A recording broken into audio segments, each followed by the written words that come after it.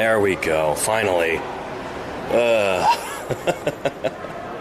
Well, I hope you can see and hear me right now, everybody. Welcome back to Paleontologizing. And what an incredible background to have here. Yeah, excellent. Let's walk underneath this big old elasmosaur right here. So welcome everybody to Paleontologizing.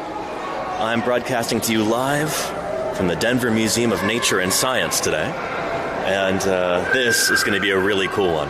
This is my first time here. I've heard wonderful things about this museum. They've got an incredible, just world-class kind of walk-through time exhibit where we're going to see all kinds of cool fossil critters. So that's what we're all about here on Paleontologizing. If it's your first time, then welcome. My name is Danny Anduza. I'm a dinosaur paleontologist, and I'm here on Twitch doing science outreach, talking to people about science, trying to get people excited about the history of life on our incredible planet. Normally I do that from my office back in the San Francisco Bay Area, but right now I'm on a great big road trip going all across the American West, visiting different museums, visiting different field sites, and visiting with other paleontologists, and streaming just about every day. So here I'm in Denver, Colorado, again at the Denver Museum of Nature and Science, and I'm pretty excited about this. Check these guys out. I'm not sure if these are Elasmosaurus or Hydrotherosaurus or who, but it is so cool seeing them suspended here in the air like they would be in the water when they were alive. And these are Thalassomodon. Okay, very cool. And they're casts of specimens that are right here at the museum. Yeah. Pretty neat. So yeah. They use paddle-like flippers to swim underwater and caught fish like Apsopolyx anglicus. I love that the fish actually get named here. They're not just, random generic fishes. We've got a genus and a species.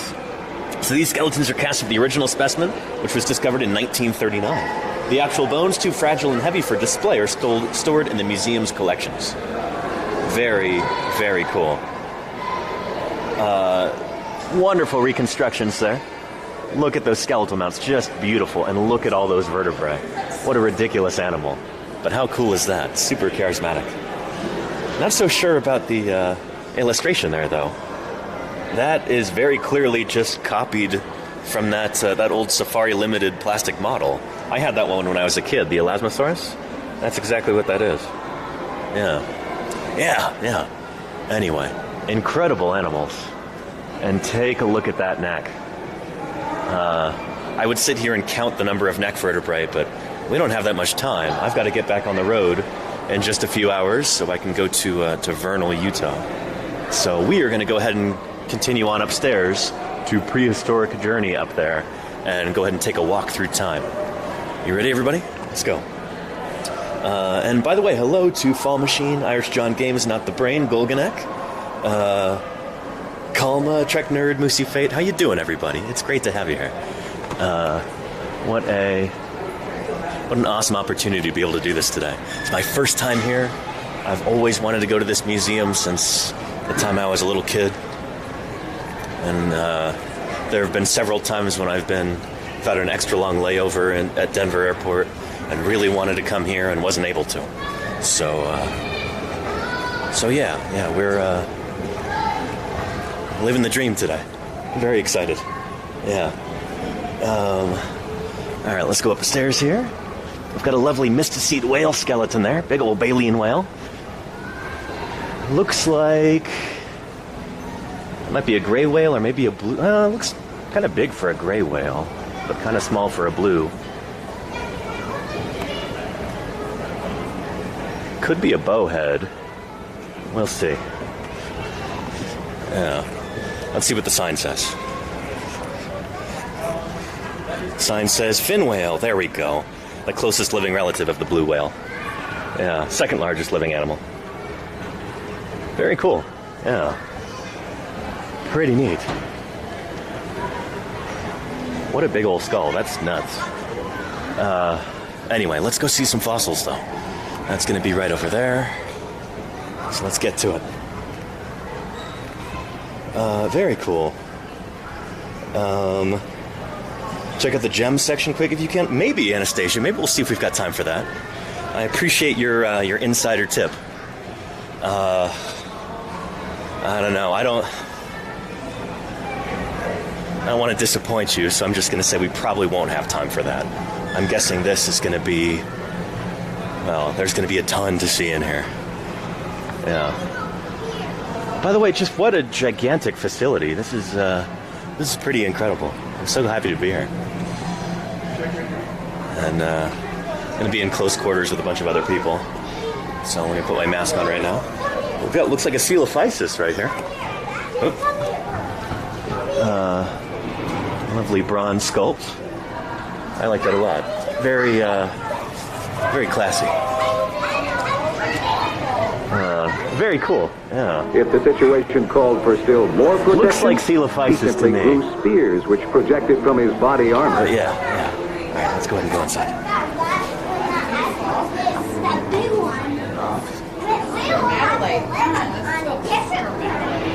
Oh, very cool.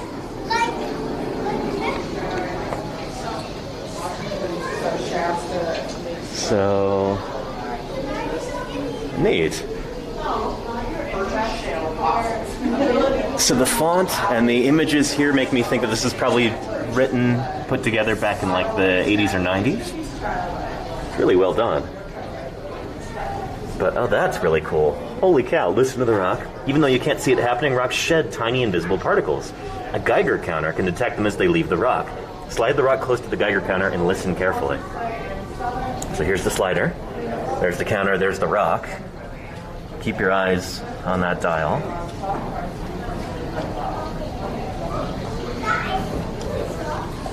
Oh, very cool. That is really neat.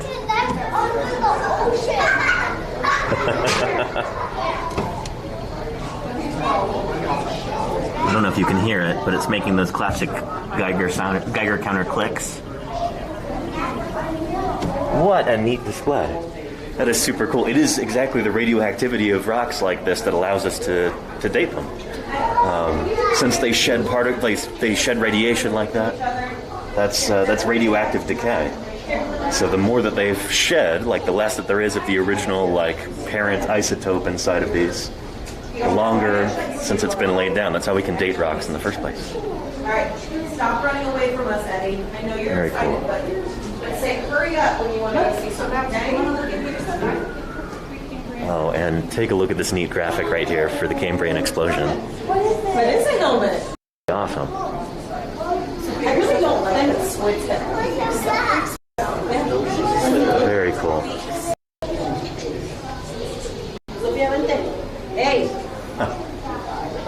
Nowadays, our picture of like the Cambrian explosion is a little bit less dramatic. We've now got, I don't know, a lot more fossils from other parts of the world, like the Chenjiang biota from China. It predates the Burgess Shale. So it's not quite the explosion that we once thought it was. But it's still really cool. Very cool graphic here. This is so neat. Yeah. Pretty awesome. And there are ancestral chordates there, like Picaya, the guy with the little tentacles and the flappy tail. The little antennae, I should say, and the flappy tail right there. It's got a kind of a rudimentary notochord that would eventually become our backbone. Yeah.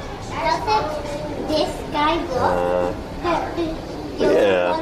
Oh, you can't see the graphic? Oh, shoot, Diagonal, I'm sorry. Let's see here. Camera's working.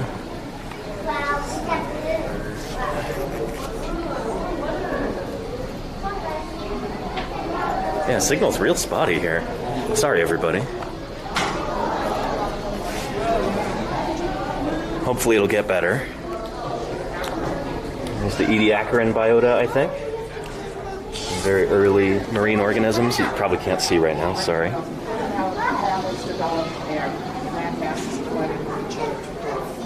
Very cool. Classic Ordovician fauna here. Yeah.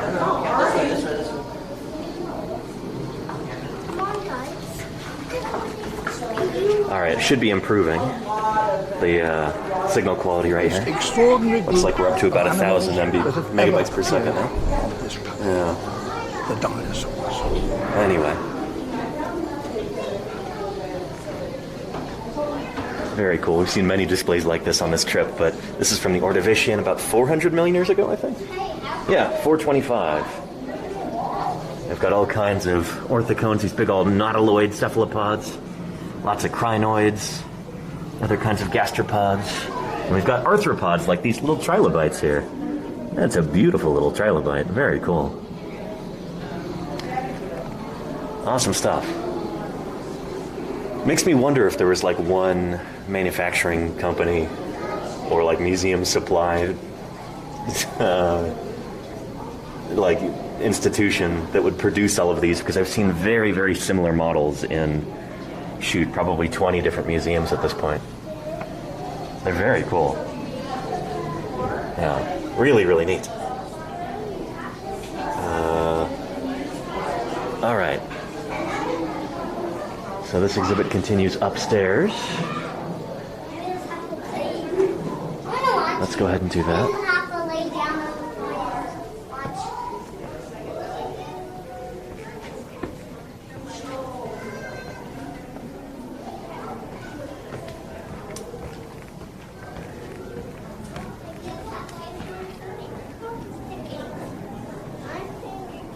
Oh, very cool.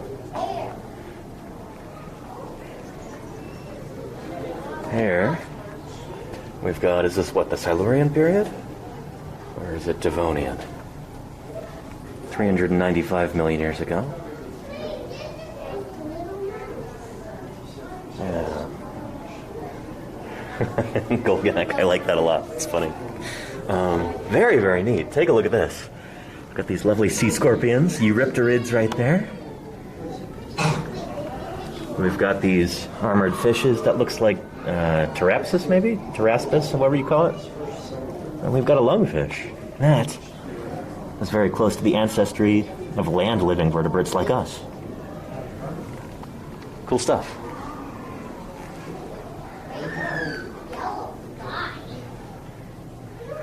Oh, and this is pretty cool.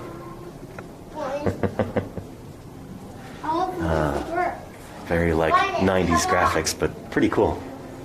I hope people actually stop here and read this stuff. But this is a pretty neat representation of that. I hope you can see it right now. Yeah.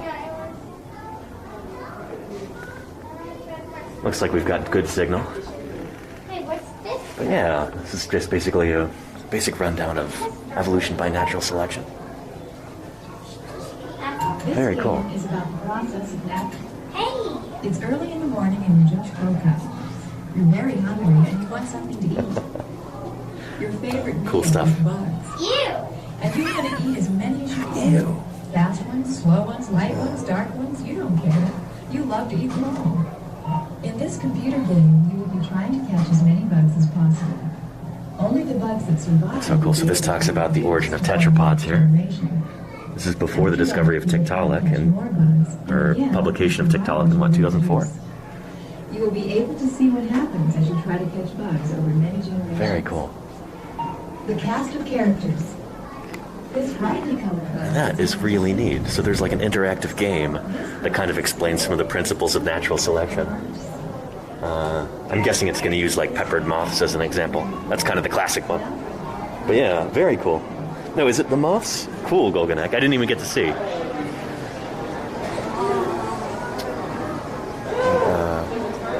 Yeah, here we go.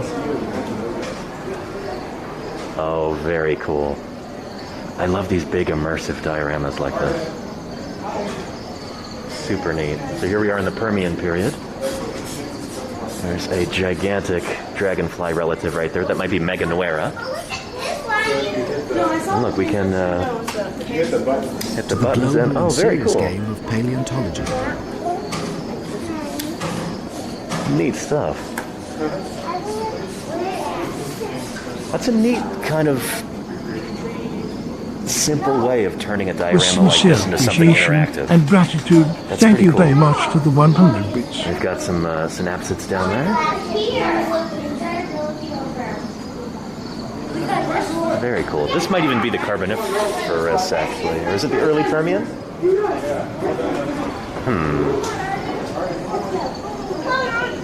That is so cool, and I love the use of lighting to kind of give it extra atmosphere in the background. Kansas coastline 295 million years ago. So I guess this would be like the earliest Permian? Yeah. No, late Pennsylvanian. There we go. Okay. I didn't realize that we already had finbacks and apsids at the end of the Carboniferous. Makes sense. These guys, their heyday is the early Permian period. But that is so cool. Let's find a giant millipede. Right down there. Very cool. Oh, this is super neat. I hope the camera's picking this up. All right. Yeah. Very, very cool.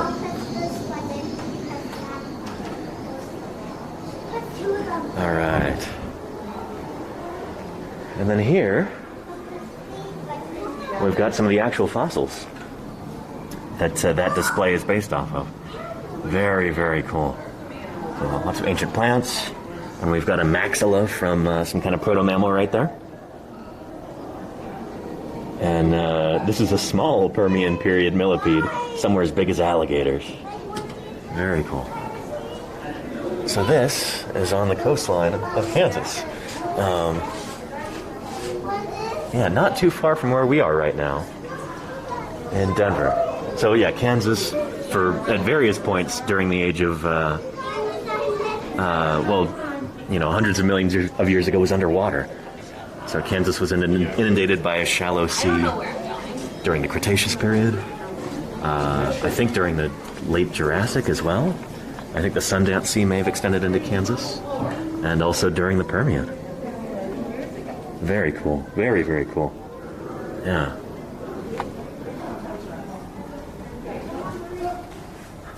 That's super neat. I bet you that one of the people who is involved with the production of these exhibits works on this stuff in particular and wanted to showcase it. Really neat. Yeah. And then we've got Euparkeria right there, which is often heralded as an ancestor of the dinosaurs. So that, I think, is like, it's a precursor to archosaur reptiles. Euparkeria. So again, this is long before the origin of the first dinosaurs. This is when reptiles are first kind of starting to become their own distinct thing.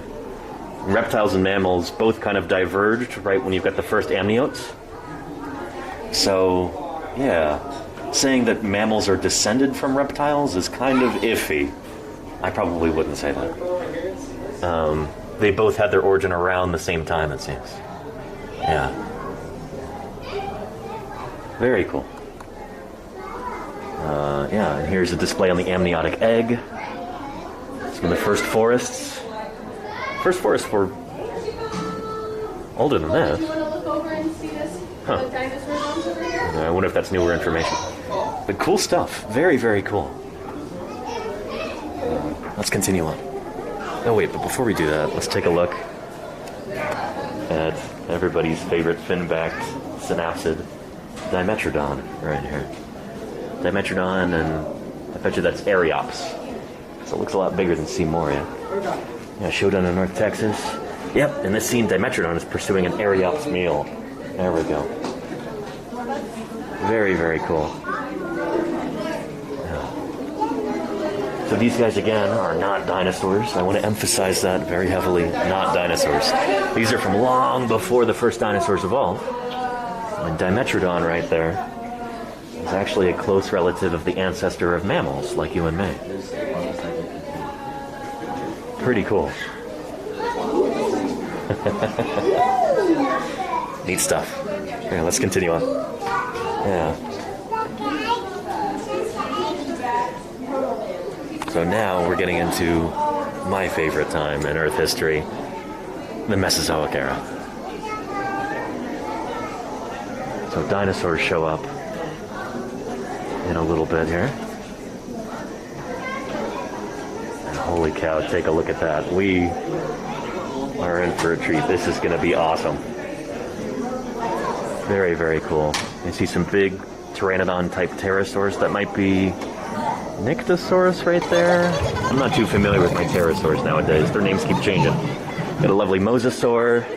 a turtle. Edmontosaurus back there, I think that's the one with the wonky tail. It's got a pathology on the tail that we'll take a look at. And that looks like my friend Diplodocus over there. Very cool. I was talking about Diplodocus yesterday, everybody. And, yeah, now we get to see it firsthand. Very, very cool. Yeah. Awesome. And actually, this is probably the perfect time for a station break real quick. Or an intro. If anybody's watching for the first time, welcome to Paleontologizing. My name is Danny Anduza. I'm a dinosaur paleontologist. And I'm here on Twitch trying to do what every good scientist should do. Public outreach, you know? As scientists, our work shouldn't just be in the laboratory and out in the field. It should also be, you know, talking to regular people, bringing science to the world. Because we can make remarkable discoveries, we can solve all kinds of cool scientific mysteries, but if regular people never find out about it, you know, what good is it really, you know? Yeah, that's why I'm here on Twitch every day this week, streaming from different museums, from different field sites, talking about fossils, answering people's questions, trying to bring the world of paleontology to you at home. So yeah. And Dackham says, what is a paleontologist for new peeps? Paleontologist is a scientist who studies fossils. And it's a lot of people associate paleontology with dinosaurs in particular. And yes, I do work on dinosaurs, but that's kind of a stereotype. Most paleontologists do not work on dinosaurs. Paleontologists can work on any kind of fossil critter. Everything from fossilized bacteria, to plants, to insects, amphibians, mammals, birds, even fossil traces. There are paleontologists who mostly study footprints and burrows and things like that, left by ancient organisms. So, yeah, a paleontologist is a scientist who studies fossils, no matter what they are. I work on dinosaurs, though, so I'm very excited to show you the dinosaurs here. And, again, I'm seeing this all for the first time at the Denver Museum of Nature and Science. Very excited about this. Very, very cool. And I've seen photos and videos of these displays countless times. But seeing them here in person is something special. This is going to be really, really neat. Ah, very cool. Very cool. So let me know if you've got any questions, everybody.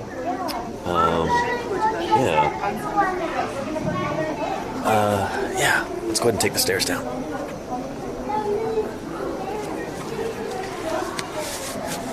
Oops, put this back on.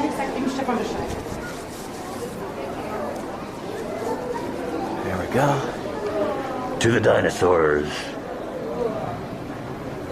What a cool sign. This very well could be a sign for this channel, you know?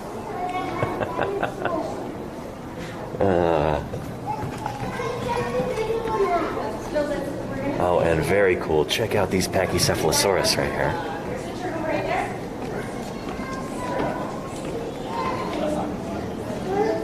Oh, awesome. Yeah. They could probably use an update on the signage there.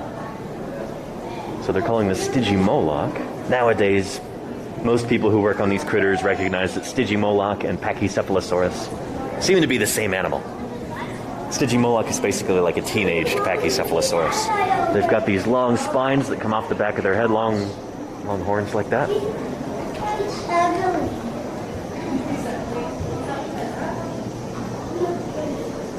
And so as these animals mature, it seems like those spikes actually get resorbed, and then the top of the dome on the head gets taller and taller. Very cool. I love how colorful they are, too. This is how dinosaurs should be. So I've seen this image a million times. This is kind of a famous one. But I've never seen this part of it here. That is really cool. Got a lovely Triceratops skull right there. In the process of being fossilized, it seems. It's there in a river channel up there on the bank.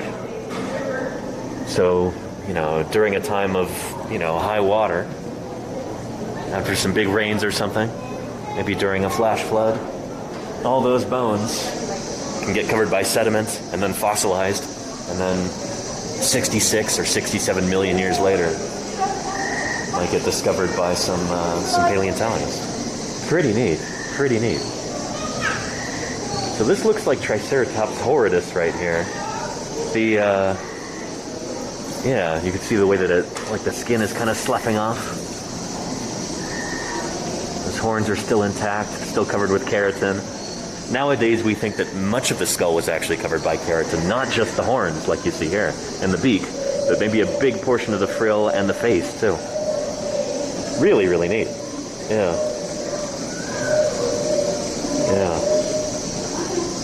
Super cool. We've got a scapula right there, and then painted on the back wall, we've got vertebrae and limb bones and ribs. This is super, super cool. And we've got a lovely soft-shelled turtle right there. Looks like maybe a trionychid turtle, just kind of chilling. So this is a depiction of the Hell Creek Formation. So much of the field work that I've done out in eastern and central Montana has been in the Hell Creek Formation, digging up dinosaurs like Triceratops and Pachycephalosaurus, which they call Stygimoloch here. But I want to pay special attention to the turtles here, because the Hell Creek was also the heyday of the turtle. We've got something like 22 different species of turtle from the Hell Creek Formation, and that seems to be peak diversity for turtles. Like, never in Earth history have turtles ever been more diverse than at the end of the Cretaceous period in the Hell Creek Formation. It could well be that other places would have had a higher diversity of turtles in other times too, but the Hell Creek is very well sampled, so it could be sampling bias as well. But anyway, that's one of those turtles. And you find their remains everywhere in the Hell Creek. Turtles are very, very common at the end of the Cretaceous. I like this one's just chilling out on a Triceratops brow horn. That's really cool. Yeah. Awesome stuff.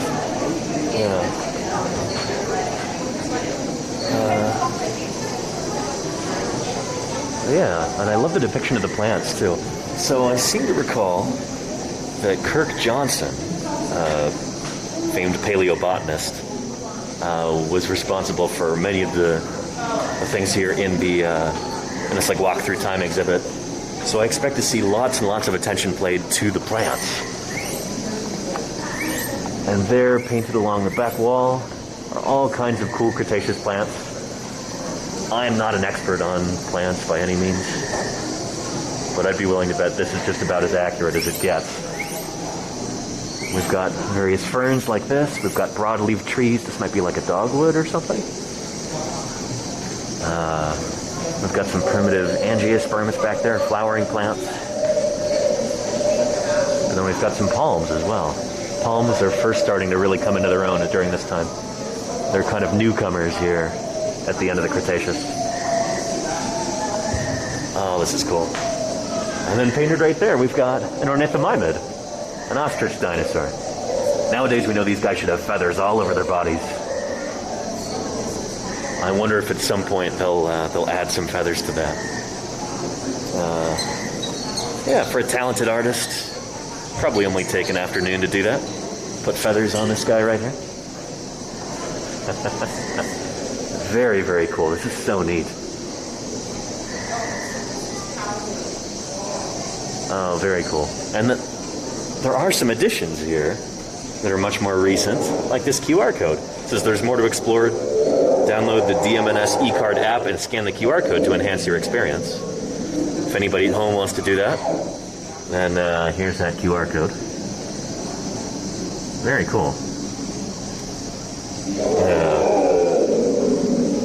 And Big Time Big Boy says, is it possible to ride a dinosaur? Yeah, ostriches. I like the noises here.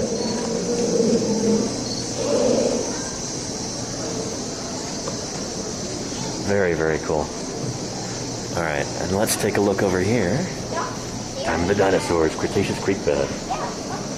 66 million years ago. This would probably be more like 67 if you've got Triceratops horridus over there, but who's counting? Anyway, and that looks like it's probably Didelphodon. This is one of the biggest of all Cretaceous mammals, the biggest one that we have in the Hell Creek.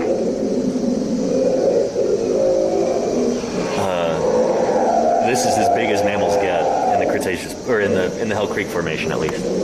About the size of a very large opossum, or like maybe a badger. So this is one of the most gargantuan of all mammals during the Cretaceous, right here. Pretty cool. It's got long legs in that depiction. That's really interesting. Huh. Very cool. Yeah. Pretty neat. All right. Let's go ahead and continue on.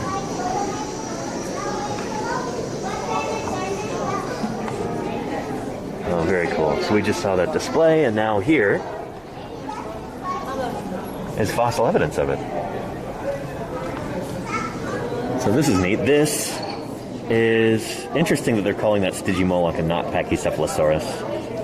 I guess because it's got the smaller dome. But yeah, nowadays we realize it's probably the same critter. Yeah. DMNH 2156 is the specimen number. DMNH 2156. I wonder if that's if we could find that in any publications and see what we think of it nowadays. Yeah, very cool. This is once a creekside forest where these North Dakota Badlands are today. And so I bet you this is some of the work that Kirk Johnson did. So we've got this emphasis on the fossil plants there. Very, very cool. And yeah, that is a Didelphodon jaw, just like I was saying. Pretty neat. Yeah. And then here is a lovely carapace from that turtle. That doesn't look like a trionychid turtle. This is something else. Neurankylus is the name, apparently. Okay. Very cool. Pretty neat. Yeah. Cool stuff. Yeah. Oh man, this is so neat. What a beautiful haul. Here, let's take a look at this real quick.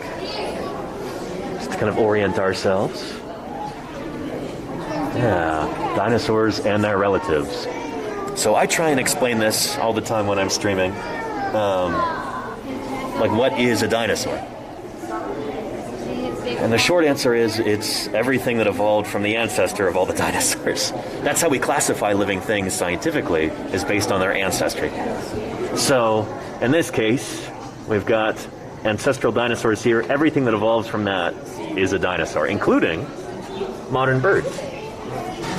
So if it didn't evolve from this ancestor back here, it's not a dinosaur. Does that make sense? Think of it like a family tree kind of definition. So it's this thing and all of its descendants, those are dinosaurs. So things like synapsids over here, these guys with the sailbacks, proto-mammals eventually evolve into modern mammals like that. You've got diapsid reptiles, and that's funny, turtles are no longer considered anapsid reptiles. I think nowadays we think they're weirdo archosaurs. So they're actually more closely related to dinosaurs. But I wonder if and when they'll revise the sign. But yeah.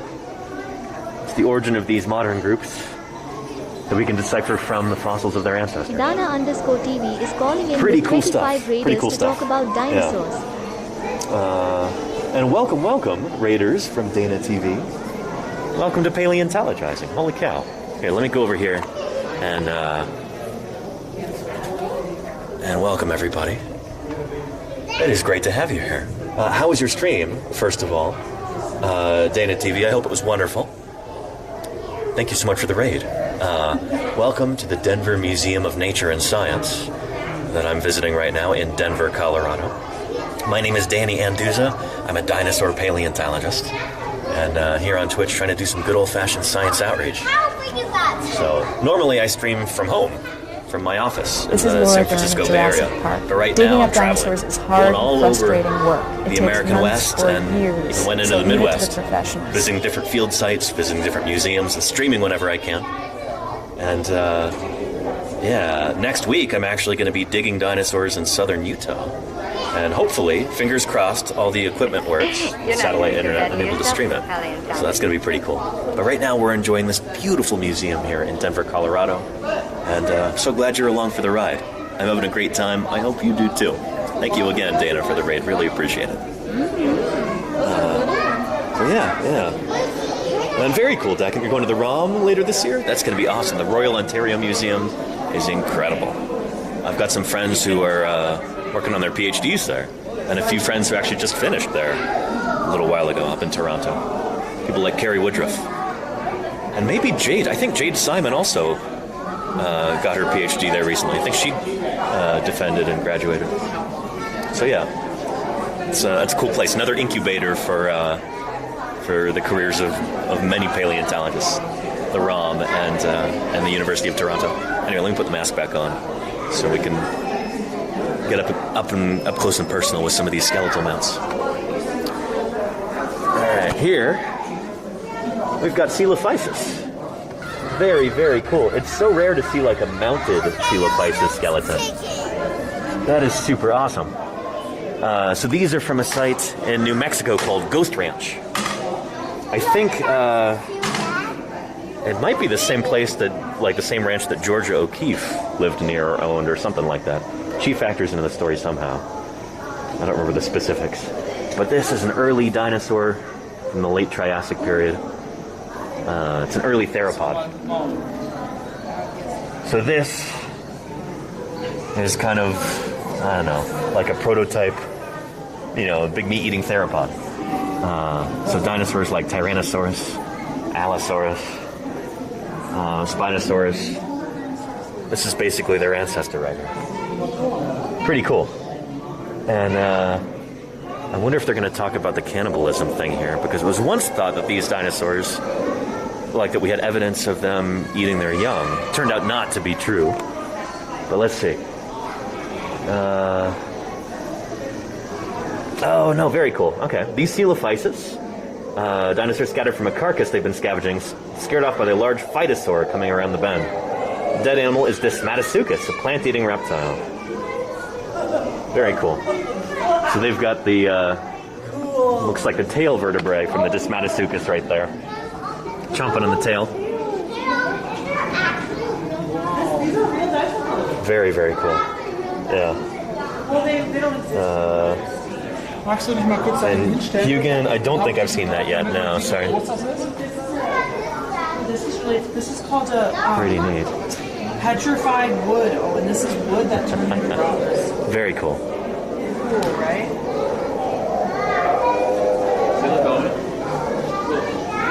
All right. I love this painting here with these Coelophysis. Nowadays, we think these guys may have even had feathers on their bodies. Even as early as the Triassic, they may have already been feathered. But there's that dead Desmatasuchus, which is not a dinosaur. That's a weirdo archosaur. And that critter back there is not a crocodile. That's a phytosaur. So that is basically a crocodile-like animal from before crocodiles evolved. And then we've got some Coelophysis running away from that. Pretty neat. These giant horsetails up there. Super neat. Super, super neat. And let's check out this display now, real quick before we move on. We've got a fleshed out Coelophysis there. Super cool. What a neat display. Fleshing out dinosaurs. The only real dinosaurs you'll ever see are nothing but fossils. That's no longer true. Nowadays we realize birds are living dinosaurs. But yeah. So what a cool display about how we reconstruct these animals based on their skeletons and based on other evidence, like skin impressions, footprints, stuff like that. Pretty cool. It's neat to see a display that's devoted to the process of paleo art, Very, very cool. Yeah. Pretty awesome. All right. Well, let's go over here and take a look at... Ooh. This ankylosaur right here. Gargoyleosaurus. Very, very cool. So this is one of these dinosaurs that... it's really only in more modern museums that you'll see this displayed. So dinosaurs like Diplodocus, Allosaurus, Stegosaurus, they're like classic components of the Morrison Formation environment. Toward the end of the Jurassic period in North America, these dinosaurs are walking around doing their thing. And for a long time, nobody really thought that there were ankylosaurs walking around, but it turns out there were. So Gargoyleosaurus was also there in the Morrison, walking around eating plants and stuff. This is an early ankylosaur from the late Jurassic period. And he would have had to be pretty careful around bigger critters like our Diplodocus right here. Very, very cool. So check out on the Diplodocus legs, we've got these metal armatures right there. This must be a really, really old skeletal mount. I'm guessing that this was first put together back in like the, I don't know, 1930s or maybe the 1950s. Because you can see how the stuff is like screwed directly into the bones there. So it's nice that they were able to repose this. I guess when they revamped this museum, it was probably during the 90s that they did that. But I bet you this is one of the Diplodocus that's from Dinosaur National Monument. That's my guess. I guess we'll find out. But yeah, Diplodocus. Classic long-necked dinosaur. Very, very cool. Just extraordinary. Yeah. Yeah.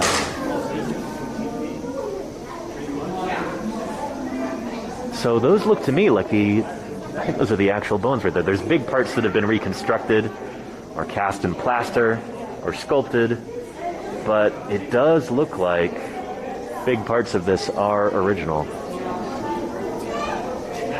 I'm guessing. Let's take a look. I bet you the sign will say. Yep, 50% fossil bone, 50% reconstructed. Pretty cool.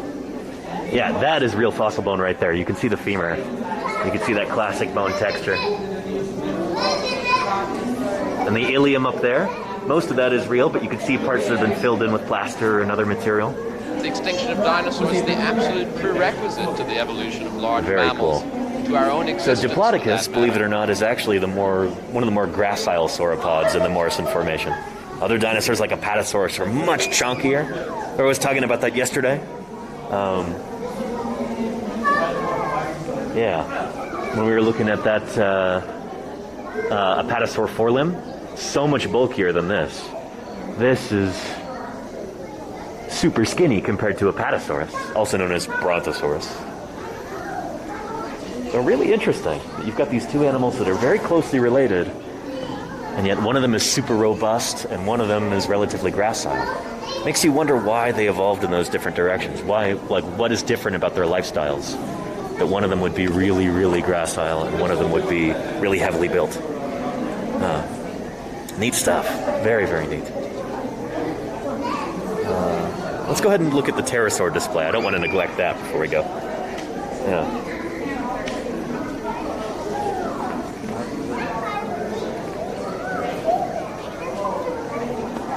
Very cool. Flying reptiles and early birds. So once again, I feel like I say it almost every stream nowadays, but pterosaurs, also known as pterodactyls to members of the general public, these guys are not dinosaurs. They're close relatives of dinosaurs, but they're not dinosaurs themselves. Whereas birds, like our Archaeopteryx here, are legitimate dinosaurs. They're descended from other two-legged, meat-eating, feathered dinosaurs, so they are dinosaurs themselves. And does anybody recognize this specimen? And I think mine at home is a little bit better painted than this. But this is a cast of the Berlin specimen of Archaeopteryx, one of the most famous fossil specimens ever. Very, very cool. And this is really neat. So I feel like I ask everybody all the time,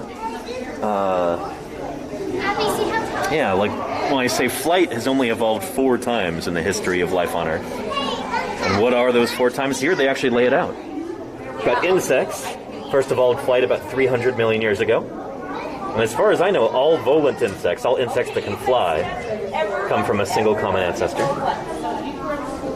The second group to evolve flight is reptiles, pterosaurs, 225 million years ago. And they've got a really cool arrangement where they've actually modified their arm bones to become wings. So here's the hand right here. Here's the humerus, radius and ulna, wrist, fingers, and then the rest of the wing membrane is the 4th finger, the ring finger. And that's actually where the name pterodactyl comes from. It means wing finger. And then you've got birds who've got a different approach to flight. They evolved a completely different system. They still use their forelimbs, but instead of having a super elongate finger, they have feathers instead. And that forms the wing surface. And then bats were the most recent. Bats first evolved only 60 million years ago. Their finger bones all extend out like that except for their thumb. And that forms the basis of the wing membrane there. Pretty cool, right? Yeah.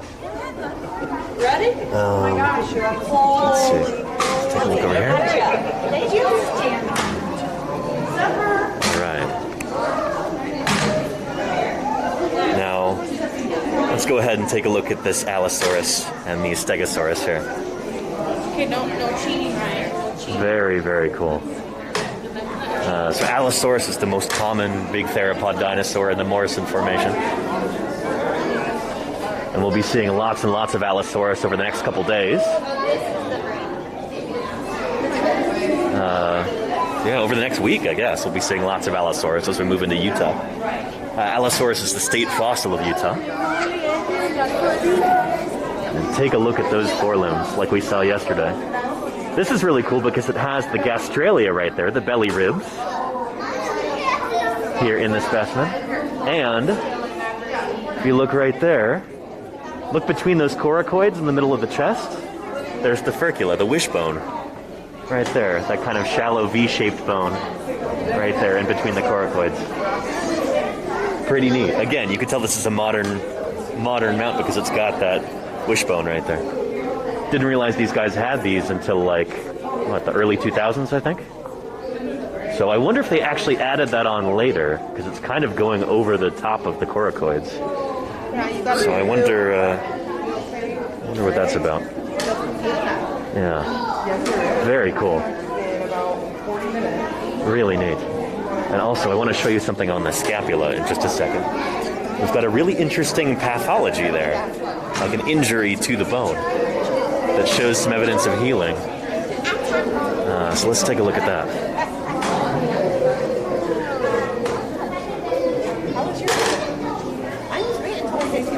So take a look right there at the scapula. See that weird kind of like spongy texture on it? Almost looks like there's a little crater on the shoulder blade. That is a pathology. So that's a bone injury that actually healed during the animal's life. And it very well may have been from a critter like Stegosaurus defending itself against this big predatory allosaur. Pretty neat, yeah. You can ask, is it still thought that some early ankylosaurs were possibly omnivores? We're not really sure. They've got very nondescript teeth, so it's hard to say, yeah.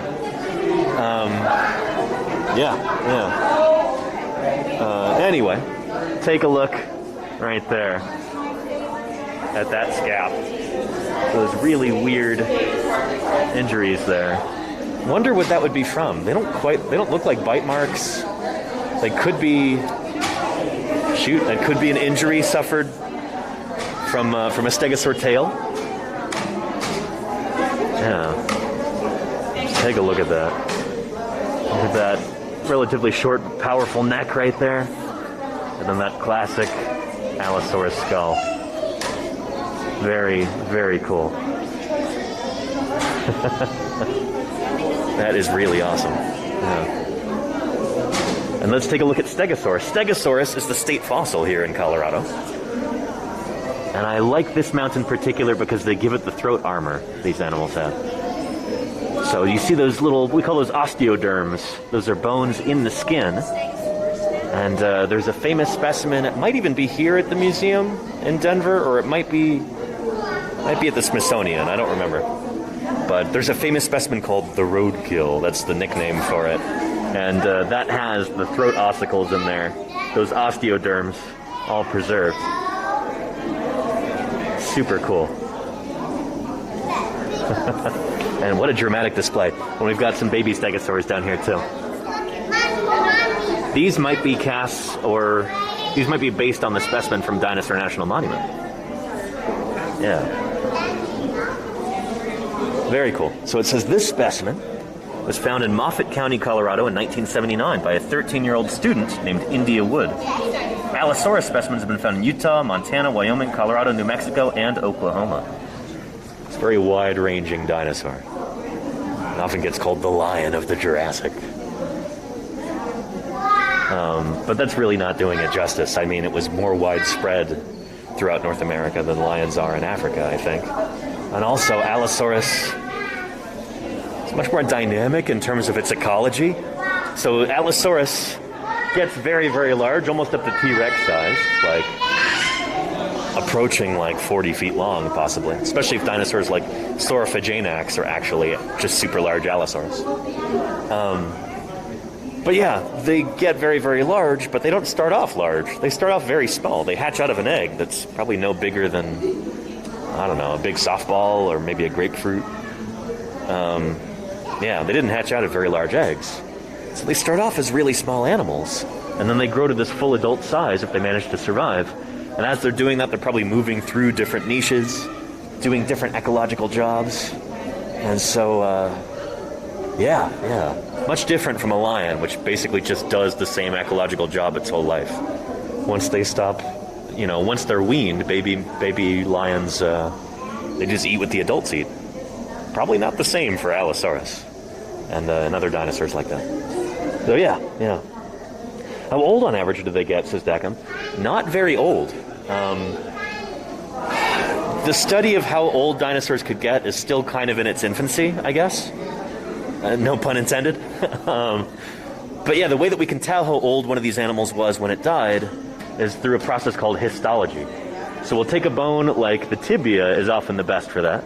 That bone right there, the big shin bone. And we'll cut that open. And then we'll take a section out of it and then grind it down to the point where it's thin enough. We'll put it onto a slide, grind it down to the point where it's thin enough that you can shine light through it. Then you put it under a microscope and you look at the growth rings on the inside, and you can figure out how old the animal was when it died by looking at those growth rings. And every time that's been done, it doesn't happen often enough, in my estimation. We should be doing this all the time. Should be standard procedure. But yeah, from the few instances that we have of dinosaurs that seem to be pretty old when they died, the oldest is around 48, something like that. So yeah. This Allosaur was, I don't know, probably less than 20 years old, I would guess. But we don't have enough data yet. We need to keep doing this sort of thing so that we can tell what's the average age for a dinosaur that size, for an Allosaur that size. Very cool. Beautiful Stegosaurus skeleton there. And those are the genuine bones right there. You can see bits that have been reconstructed, like the tops of those ribs right there. And that plate looks like it's been reconstructed. But much of this skeleton is the real genuine bone. But the paleontologist field isn't narrow to what we understand. On the contrary, we stretch our understanding to try and take in the universe. Cool. I mean, take a look at that femur. You can see that original bone texture there. Super neat. Very, very cool. Yeah. And no, orchid twilight dinosaurs are not the descendants of trees. Lots and lots of critters have growth rings, especially if they live in environments where there's a lot of seasonality. If there's a growing season and then a season of relative torpor, then they'll have really pronounced growth rings. That's why I think high latitude animals often have really prominent growth rings. This is neat. We've got a smattering of different dinosaur elements here. Here's that classic Tyrannosaurus skull from the American Museum in New York. This might be AMNH 5027 right here. But we've got the same cast at Berkeley and at a bunch of other institutions. We've seen this guy probably 3 or 4 different times so far on this trip. So yeah, Tyrannosaurus, Brachiosaurus. We've got an Ankylosaurus, or maybe Euplocephalus tail club. Stegosaurus, spiky tail, sometimes called a thagomizer. Kind of a goofy tongue-in-cheek word. Did I say Pachycephalosaurus? That's kind of a weird reconstruction of that skull. Yeah, I would have reconstructed it a bit differently. But Pachycephalosaurus, the dome part is the real part. And you can see that big crack running through it. Everything below that is reconstructed, sculpted. And we've got Edmontosaurus here. And looks like an Allosaurus forelimb. That looks like a Stegosaurus forelimb. And that looks like a Hadrosaur forelimb, probably also Edmontosaurus. Pretty cool, yeah. So you can see how different dinosaurs, depending on their lifestyle, their bones will look very, very different from one another. So like, that's a very Stegosaur-y scapula right there. I'd recognize that just about anywhere. A very Stegosaur-y humerus too. Really bizarre looking, really stocky. Compare that humerus with how chunky it is to the humerus upper arm bone of Edmontosaurus, which is much more kind of graceful, much more lightly built. And if dinosaurs had not died, I imagine cool. the mammals would still be small And creatures. Mini like Mama, this, hey, you've got a living in great the question. Did they nooks coat and the crannies of fossils in their anything to world. protect We and wouldn't be stabilize here. them? Yes. Nowadays, we use something that we call Vinac. It's like a polyvinyl acetate glue. So it's basically like, it comes in these little plastic pellets, and you dissolve them in acetone. And hopefully you'll be able to see this firsthand in about a week or so. When I'm in the field, I'll show you how this works. We spray we like drop the Vinac onto the bones, and basically the acetone, it's like nail polish remover, that soaks into the bone and it brings the plastic with it. But then if you know anything about nail polish remover, it evaporates really quickly. And so that part evaporates, but it leaves the plastic inside. So that's how we stabilize a bone using Vinac. Yeah, back in the day, like before the invention of polyvinyl acetate glues like that, they'd use various shellacs and like top coats and stuff like that. And it looks like some of these older specimens, like the Stegosaurus here and the Diplodocus here that were collected a long time ago, they probably used some of those older methods that they're not as good, they're not as reversible. The big thing when you're prepping a dinosaur skeleton, when you're working with fossils, you want everything to be reversible. So that's one of the reasons that Vinac is so great, is because you can reverse it using acetone. You can re-dissolve everything in case you ever need to do that. If you ever need to like undo a step. So yeah. And Vinac, V-I-N-A-C, Jody Fish, yeah. Vinac, I think, is a brand name. There's another one called Butvar, B-U-T-V-A-R. But they're both polyvinyl acetate glues. Yeah.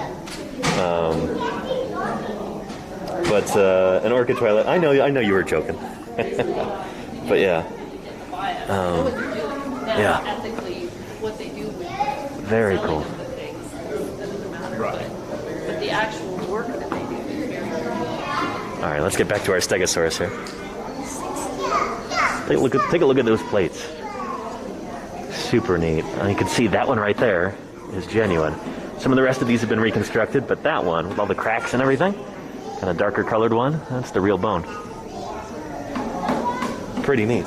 Yeah. Some of the older methods, yellowed or brown the bones. Yes, Jody Fish, absolutely. Discoloration is a side effect and stuff like that. Yeah. Pretty neat. Look at that really weird looking hips. Big old iliac crest coming forward like that. So that would be a support for these big old thigh muscles that would extend from there, basically down. Pretty neat.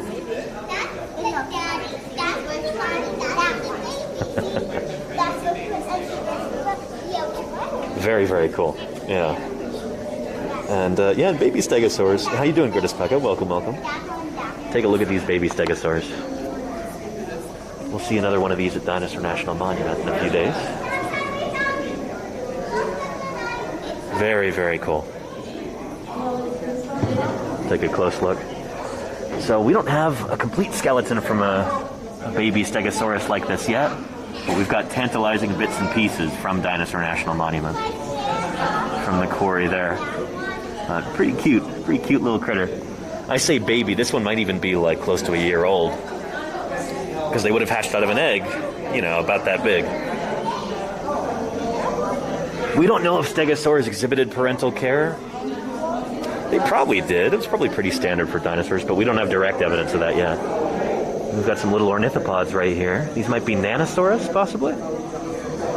Very cool, little flock of them. Just trying to get away from this danger happening here. I like that a lot. I wonder if those are casts of the specimen that they have in Lehigh at the museum there. The Museum of Ancient Life. Very cool. And then we've got some footprints here from a little tridactyl theropod or maybe a little ornithopod. These look more like theropod tracks to me, but I'm not an expert on that kind of thing. But those look like they're real. This does not look like a cast. I think that's the real deal. Pretty cool. Somebody would have lugged that big old slab in from the field. Yeah. Oh, and look at that. 1,000 bits can make a wonderful difference in promoting the appreciation and understanding of fossil science here on Twitch. Was the part that was buried, and the top half all got eroded away. So it would have been lying on this side, I presume. Yeah, but very cool. And look at that surface texture on the bone there. Look at all those little kind of rivulets, all those like wrinkly bits there. And then you've got all those tiny little holes around the eye and around the base of the horns. Those are probably attachment points for keratin, like we were talking about. These animals probably had a keratinous sheath, kind of like the same material as your fingernails, covering their whole face. North American identified specimen. Probably would have been brightly colored, especially maybe during the mating season or something like that, if they mated seasonally. It's pretty neat. And I like that they actually got the date right for that. Triceratops horridus, 67 million years old. Yeah. So Triceratops bones are among the most common dinosaur fossils in the Denver area, so says the sign. This partial skull was discovered at a construction site near Brighton, Colorado in 2003. The teeth show that it was a plant eater. Yeah, all ceratopsians, as far as we know, were plant eaters. Triceratops probably used its horns to defend itself against predators like Tyrannosaurus, another dinosaur found in the Denver metro area. Pretty cool. So this is from right here, near the capital of Colorado. Extraordinary group of animals pretty awesome. that have ever appeared on this planet. Yeah. The dinosaurs. Neat stuff. Yeah. And there you go, Fall Machine. And Desmodus, holy cow, thank you for the 4 months of support. Really appreciate that. Yeah. And Hugan says, would the scutes on Ankylosaurus be skin or keratin covered? Yeah, covered with keratin and maybe skin too, but probably mostly keratin. Yeah. Maybe brightly colored as well, because why not? I kind of imagine them being colored like a Gila monster or something. Some kind of warning coloration, like, hey, stay away, don't mess with me. You know? Oh yeah, pretty cool. In the Cretaceous period, flowering plants evolved and quickly spread around the globe, providing many new sources of food for plant eaters. So we've got some lovely plant fossils right there. I think I might detect the input of Kirk Johnson here, focusing on the fossil plants. Super cool. Yeah. Ooh, we've got a Tyrannosaurus tooth from Arapahoe County, Colorado. Pretty cool. Yeah. And this, oh, this is very cool. This was sent here by my old institution, Museum of the Rockies. This dinosaur egg from the St. Mary River Formation up in Glacier County, Montana. This is courtesy of Museum of the Rockies. Take a look at that. Pretty awesome. Yeah. Very cool. And here we've got Edmontosaurus. So this dinosaur actually gets to be the biggest dinosaur in the Hell Creek Formation. They get even bigger than T-Rex. So this one here is not full grown yet. Full grown, they could be a solid maybe 50 feet long. Really, really, really big. And just like we saw yesterday at the museum in Casper, you see those ossified tendons running down the tail? So now you can kind of see how those work. This tail has to stretch out behind the animal, all stiff like that, to help it keep balance. And those ossified tendons act like stiffening rods. Almost like, think about like the steel cables on the Golden Gate Bridge that hold up the bridge deck. Same kind of deal there. You've got the towers, which are the neural spines that stick up from those vertebrae. And then you've got those They're almost analogous to steel cables, those ossified tendons there to help hold up the tail. Yeah, because these animals, basically their central fulcrum, just like with T-Rex and theropod dinosaurs, it's right here at the hips. So these guys, we think, could probably walk on 2 legs or 4. The world's first armored tank, you might say. That trunk is completely their covered arms with here, their thin, bony forelimbs, are plates. much smaller than their hind limbs. So these guys probably walked around on all 4s most of the time, but if they needed to get up and run, move much more quickly, they could probably just rock back on their hind limbs, kind of tuck their arms underneath them, and run. And those bony stiffening rods along the vertebrae would help them to keep their spine nice and rigid so they don't, you know, have a structural failure. Pretty cool, yeah. Yeah. Oh, and Grinspill says, what's up with those eye holes? Oh, those are the orbits, the eye sockets. But you'll see they actually put the sclerotic ossicles inside. So most animals, except for mammals, have bones in the eye. We call those sclerotic ossicles. And dinosaurs have these too. We don't normally find them unless the specimen is super, super complete. Those are some of the first bones to kind of get washed away or eaten by scavengers and stuff like that. They're very delicate. But here they've reconstructed it so you can see the outline of the eye there. Pretty cool. Yeah. Yeah, so most creatures, except for mammals, have that. Fishes have that. Birds have that. Reptiles have that.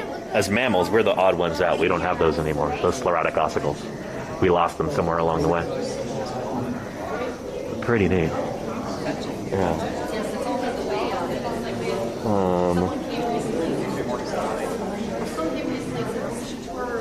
Yeah, very cool. This is so cool seeing this. You don't often see Edmontosaurus mounted in museums like this. And it's even more rare to see it mounted correctly. A lot of museums, like the one in Rapid City, South Dakota, that we visited earlier this summer, they had theirs standing upright like a kangaroo or like Godzilla. But they didn't actually stand that way most of the time. They certainly didn't walk that way. This would be kind of their standard pose. Very cool. So this, of course, is kind of a young adult, not yet full grown. And that is a little baby right there. It's so cute. That's probably based on that MOR specimen that we have at Museum of the Rockies. Yeah. Very cool. So that is not even hatchling size. That's larger. This animal would have hatched out of an egg about the size of like a really big grapefruit or a cantaloupe. Cantaloupe is a better... So imagine an animal going from the size of a cantaloupe to something like this in probably about 15 years, maybe less. They grew extraordinarily fast. Just like modern birds. Very cool. Yeah. This is so neat. And shoot, I feel like we should do another station break real quick, another intro. If anybody's just tuning in, welcome to Paleontologizing. My name is Danny Anduza. I'm a dinosaur paleontologist. I'm here among the dinosaurs right now at the Denver Museum of Nature and Science in Denver, Colorado, USA. Normally I stream from my office in the San Francisco Bay Area, but right now I'm on the road. I've been on this fantastic road trip, going all across the American West, even dipping into the Midwest. Now I'm on my way back west, heading toward Utah. I stopped here in Denver, Colorado to show you this remarkable museum. We'll be doing more museum streams until Tuesday, I think, at which time I'll actually be going into the field in southern Utah. Going to be digging up some dinosaurs there, and cross your fingers, we'll be able to stream that too. So yeah, exciting stuff. But yeah. And Claire Burr, yeah, you're right about that. The lifetime bot subs, yep. We'll have to do that. Yeah, anyway, very cool.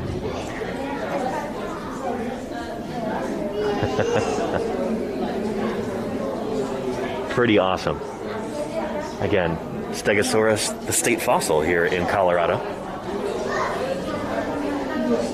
And favorite dinosaur of many people.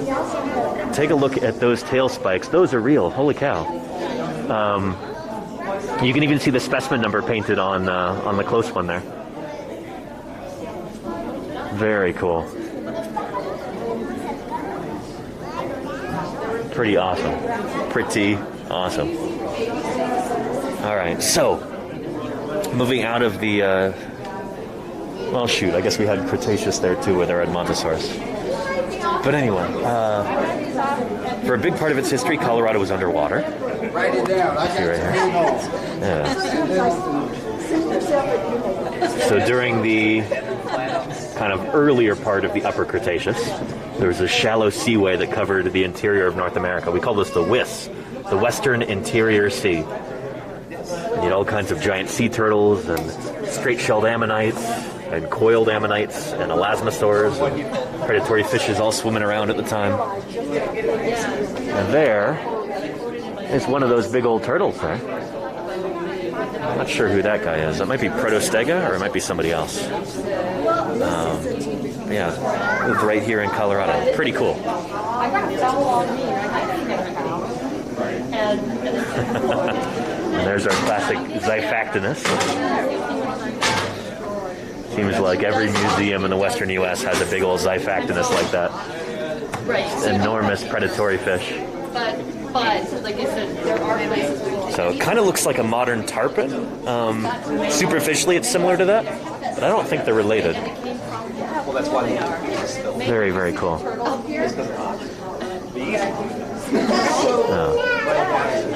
There's another one right there. Another Xiphactinus. Awesome. We'll go back over there when it's less crowded. But let's look over here. This is super cool. I was talking about this yesterday, about the chronology of ammonites. Here, let's take this off for a second. Face is getting itchy. 10,000 years of ammonites. So ammonites are super well studied. They evolve really, really quickly, and so using them, we can actually create like a biological timescale. So there you go right there. See all those different names going up in time? So these animals evolved very rapidly. We've got a really good record of them. And so we can actually use them to date the rocks that they're found in. Very, very cool. Yeah. How ammonites tell time. Different species of ammonites are found at different levels in the thick mudstone deposits that are the remains of the ancient seaway. Fossil that represents a specific time period is called an index fossil. A rock layer that contains a certain group of index fossils is called a biozone. There are almost 90 ammonite biozones in Cretaceous seaway rock deposits.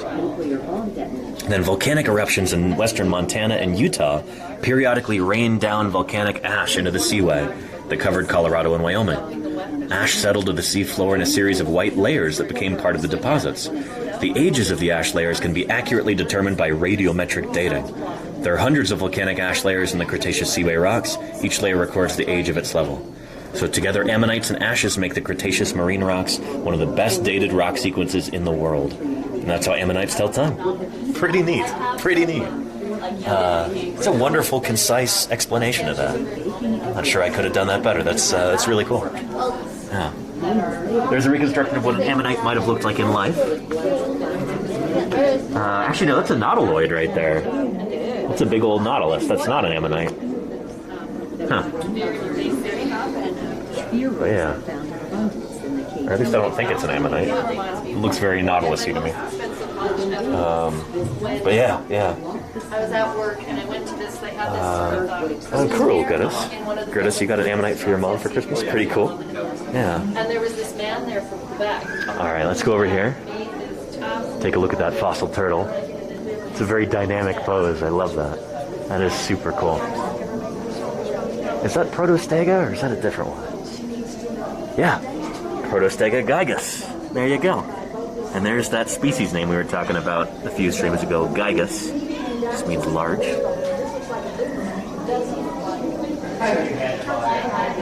Very cool. The ponderous Trachodon, 32 feet long and 14 feet high. And we've got that big old 1,500 Xiphactinus. teeth. Holy cow.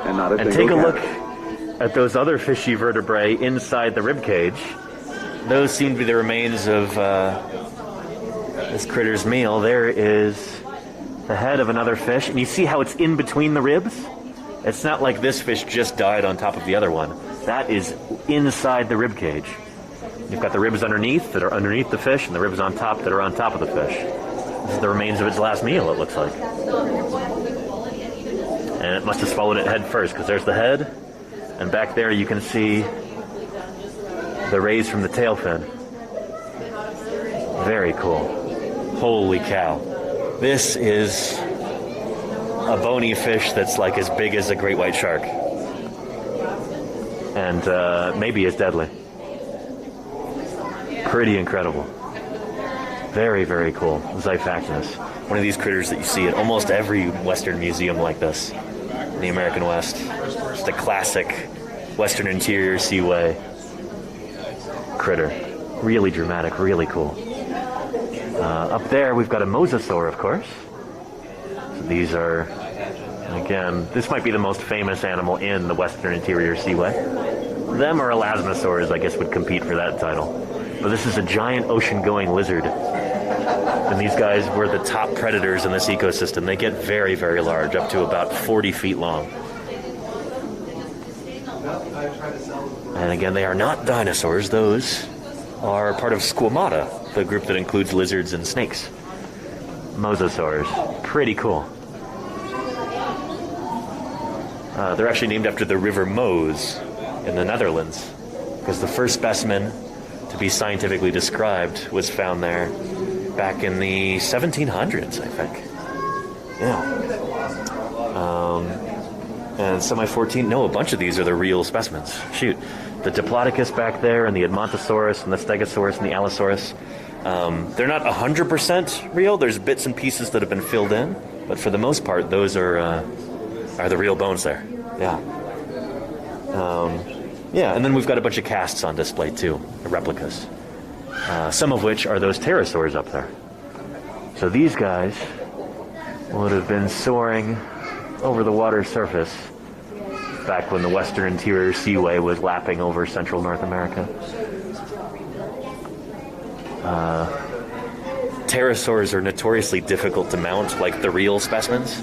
So usually we make casts or sculpts because they've got such thin, delicate bones that they usually get squashed flat during burial. So it's very, very rare to find a three-dimensional pterosaur bone like that. Yeah, pretty cool. But yeah. And take a look at some of these ammonites. Again, when people think of ammonites, they think of those beautiful coiled shells, but not all of them were coiled. Some of them evolved long, straight shells like this. That's probably Baculites right there. Yeah. Ancient squid relatives. Yeah. And take a look at this. You can see some of that beautiful original mother of pearl sheen to it. And these interesting puncture marks. Very cool. The unlucky ammonite to your left was bitten by a mosasaur. You can tell by the round tooth holes in the shell. There you go. Yeah. There's actually a couple of different hypotheses I've heard for how those holes formed. One of them is that, really simple, they might just be tooth marks from a mosasaur. Another is that they might be like another kind of invertebrate that would drill through the shell. But these ones here, they seem to be kind of in a generally V-shaped pattern. It would make sense for a mosasaur jaw. Pretty cool. This is Placentaceras. I used to have a specimen of one of these guys. I forget whatever happened to that. Yeah, there's another one right there. These are some of the most common ammonites in the Bear Paw Shale of Montana. And that's where this is from. This is the Bear Paw Shale of Alberta, actually. So it extends from the Dakotas out west to Montana and up north into Alberta. Very cool. And take a look there at the suture patterns. That is super cool. This really ornate pattern like that. That's not for show, that's actually structural. So that's how the different segments of the ammonite fit together. So what you're looking at, those squiggly lines are actually like the joints between, not joints, but the sutures between the different segments of the shell. Just exquisite. And here's some beautiful fragments of ammonite shell right there, showing you that sheen. That's like, what, 80 million years old, something like that? No, probably more recent, actually. Probably closer to like 72 million years old.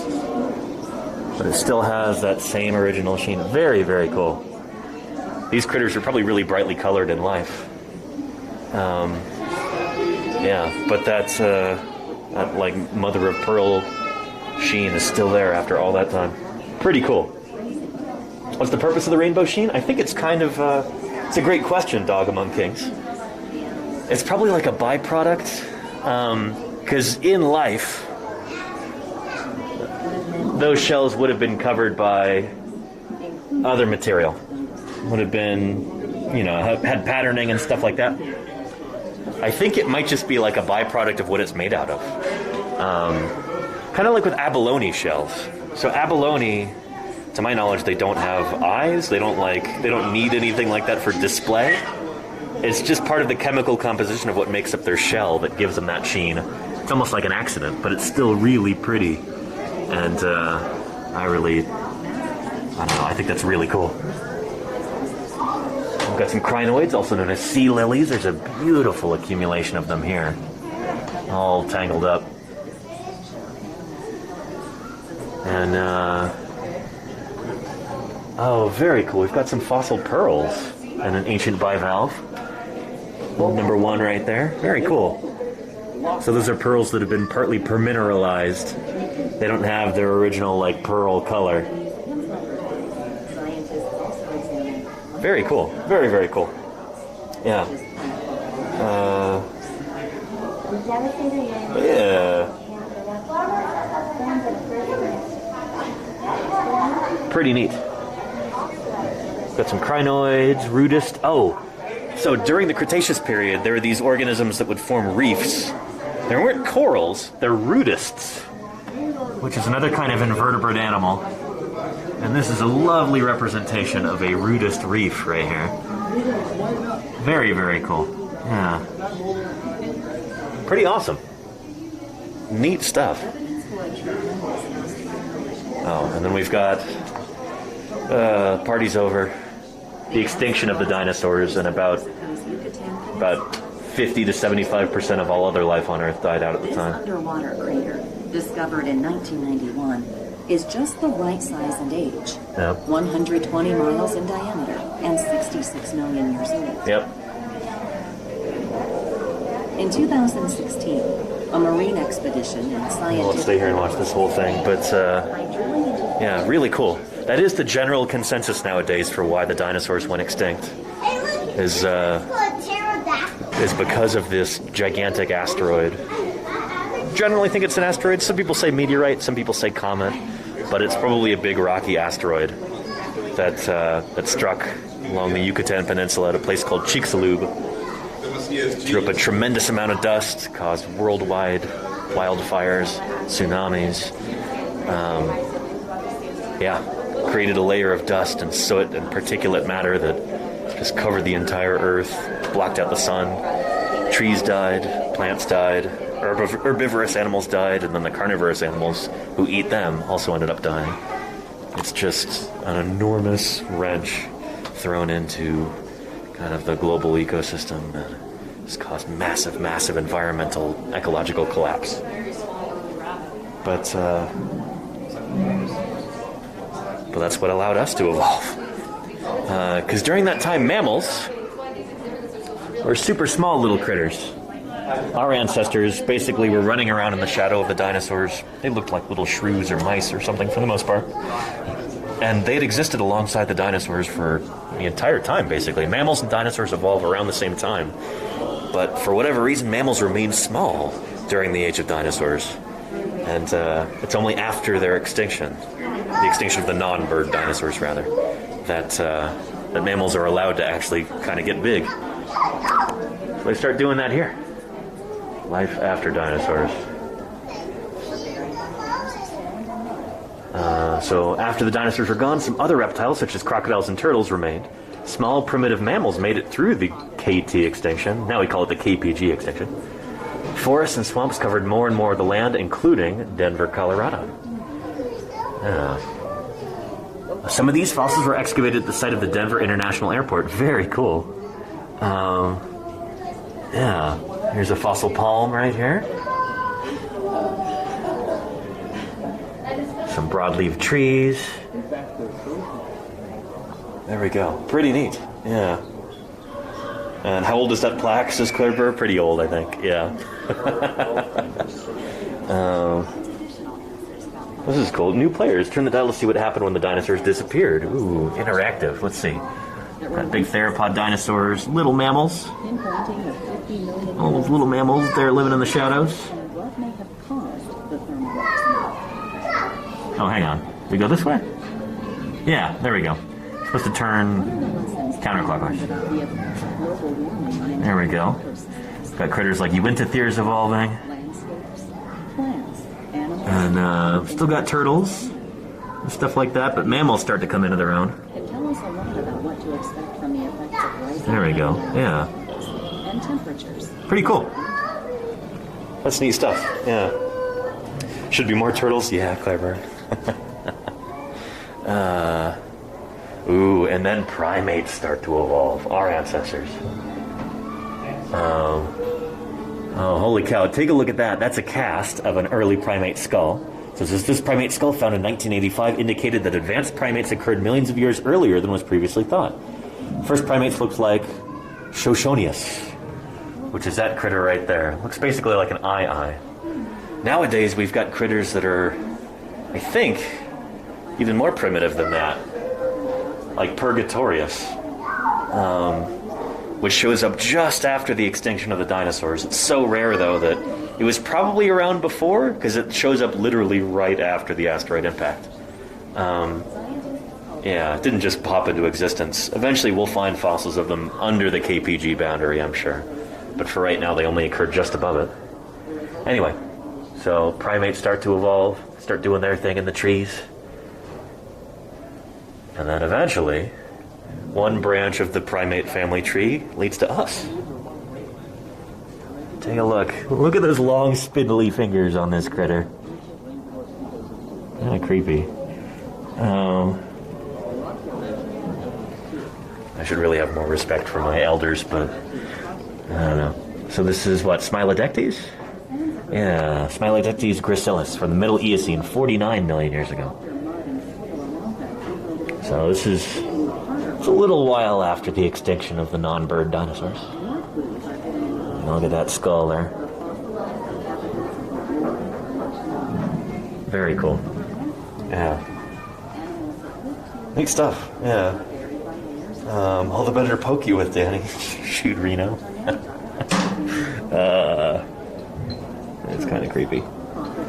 Yeah. Yeah. Do what a primate can do. Try it.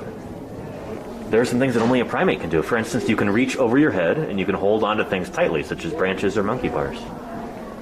Yeah, that's true. I could do that here, but I don't want to drop the camera. Cool. And then, oh, Big Bird himself. This huge bird once roamed the prehistoric forests of North America. Distinctive chemical signatures in its bones, along with tracks that show blunted toes rather than talons, suggest that it ate plants rather than flesh.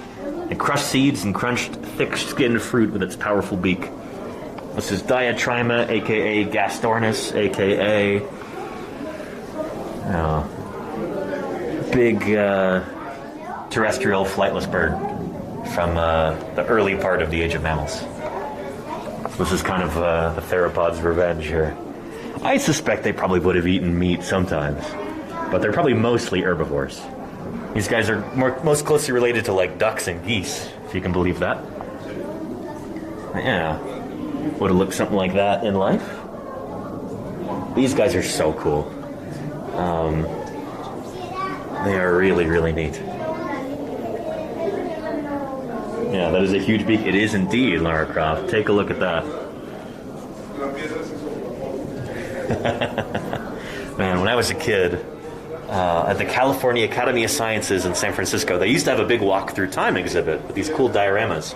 And one of them had diatrima in it, a family of diatrima. And they scared the jeepers out of me when I was a kid. Just this giant, shaggy, bug-eyed bird. And it really bothered me as a kid. Yeah. Well, that's not very nice, calling you into theaters an idiot.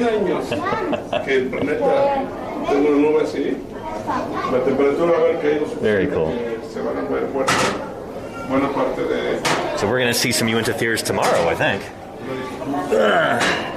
So these are early large mammals. This is not related to a rhinoceros, even though it might superficially look kind of similar, but they've got these big bumps and knobs on their skulls. Pretty cool. Yeah. And here's a Titanothere right here. Look at that critter. Big barrel-shaped rib cage. And these guys are neat. So yeah. Again, it takes mammals a while to get big after the dinosaurs are gone. Except for birds. But yeah. Anyway, ancestors of modern mammals. Very cool. Early browser, early carnivore, early rabbit, Paleontologizing, delivers what it promises, ancient rabbit. Dinictus, saber-toothed cat. There's an Oreodont, a three-toed horse. See how they're all pretty small? There's a general trend for the longer that a lineage has been around, the larger its representatives get on average. We call this Cope's rule. So generally, critters start off pretty small, and then they tend to get larger as the lineage continues to evolve over time. So oftentimes the earliest representative of a group of animals also turns out to be the smallest. We definitely see this here. There's an early saber-toothed cat, an Oreodont, an early horse, an early carnivore right there, a primitive bat, an early primate. Yeah. Cool stuff. Yeah. And Anastasia says, is that a nutritional thing? No, it's more about, I don't know. There's actually a lot of debate about this, like what causes that overall trend, Cope's rule, the tendency for organisms within a lineage to get larger as time goes on. It might just be that they tend to get larger and larger, and then they just go extinct. So it might have something to do with that. With the larger you are, the more likely you are to go extinct if there's a big change in the environment. And it might just be it's easier to find food oftentimes, and it's easier to defend yourself against predators if you're larger in a lot of cases. So that's just a general trend in that direction, and then eventually it stops, and when it stops, you go extinct. Because it's like the environment changed and suddenly there isn't enough food for you or enough space or whatever. But there's a lot of debate about that. And honestly, we need some more work on this idea. Somebody needs to do some big meta studies looking at examples of Cope's rule. Digging up dinosaurs is hard, frustrating work. Organisms getting larger and larger over time. Years, so leave it to the professionals. Well, look at this beautiful fossil palm. I bet you this is also a Kirk Johnson thing, putting this front and center. He's a paleobotanist who used to be in charge of this museum, from what I understand, in charge of the paleontology part. Nowadays, he's the director of the Smithsonian, and I've talked to him a few times. He came to visit Montana State back when I was there. He gave a really, really cool talk on Ice Age mammals that were discovered here in Colorado. And maybe we'll see some of those. But he's a really cool guy.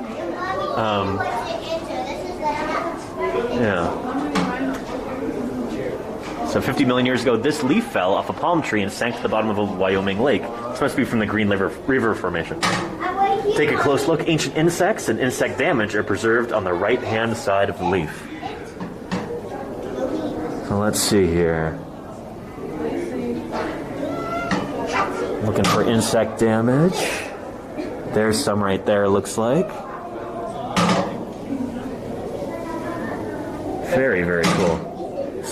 Exquisite preservation. 50 million years old, and it still looks like that. Everybody, would you look like that if you were 50 million years old? I guess only if you were exquisitely well preserved. Yeah. All right, let's continue on now. Look at some of these big old mammals. Big, fast, and social. Very cool. So we've got some ancient pigos. Looks like an entelodont right there. It's an ancient pig relative. Look at those teeth. That looks like a brontothere or a titanothere there. And look at those elongate neural spines over the shoulders. It's a wonderful attachment point for these big muscles that would hold up the head and neck. These guys have really big, presumably very, very heavy heads. And then what are these guys? Are these hyenodon down here? Almost like giant weaselly things. I think unrelated to most modern carnivorans. Let's see. As new kinds of mammals evolved, new predators such as this hyenodon evolved to prey on them. Oh yeah, that's an oreodont that he's eating. Very, very cool.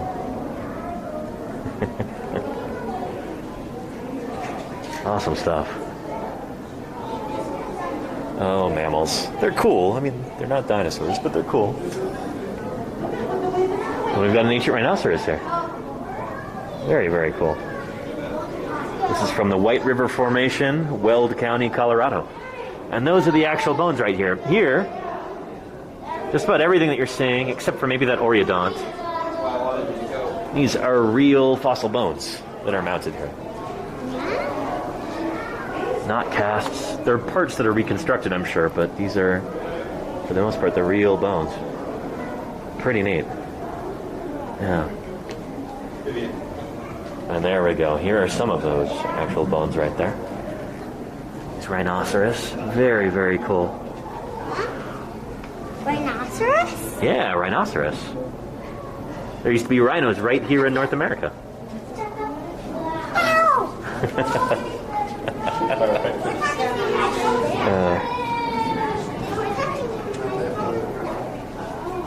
Very cool.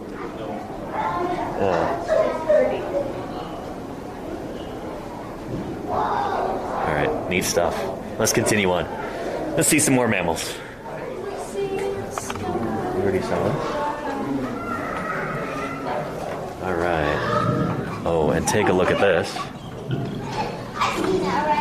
Big ol' entelodont.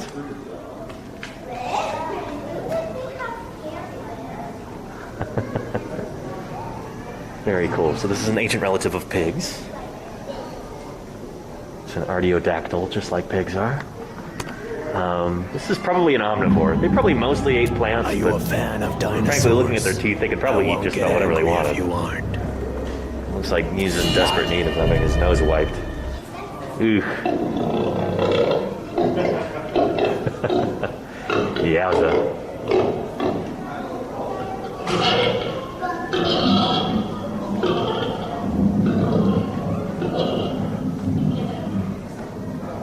So, the sign says expanding grasslands, Nebraska woodland 20 million years ago. So during like the Miocene and Oligocene, the climate starts to cool down a little bit. Things start to dry out. And areas that were once covered by lush forests of palm trees and, subtropical plants turn into grasslands. And when that occurs, animals like these evolve in order to exploit those new ecosystems. Very cool. Not expecting that.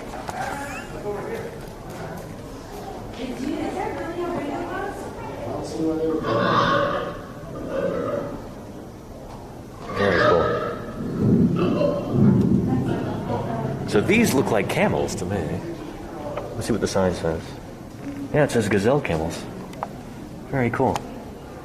So a lot of these animals evolve kind of long, stilty legs and hooves for running quickly over the grasslands. They evolved from forest-dwelling ancestors and they evolved to live out on the Great Plains. So down there we've got what look like a bunch of titanotheres, a rhinoceros or something. Yeah, two-horned rhinoceros, monoceros, right there in the background. And there's a calicothere over there. There's a weird critter that's almost like a cross between a horse and a sloth. Big knuckle-walking herbivore. Really big fish. More talk. Cool stuff. Yeah. Very, very cool.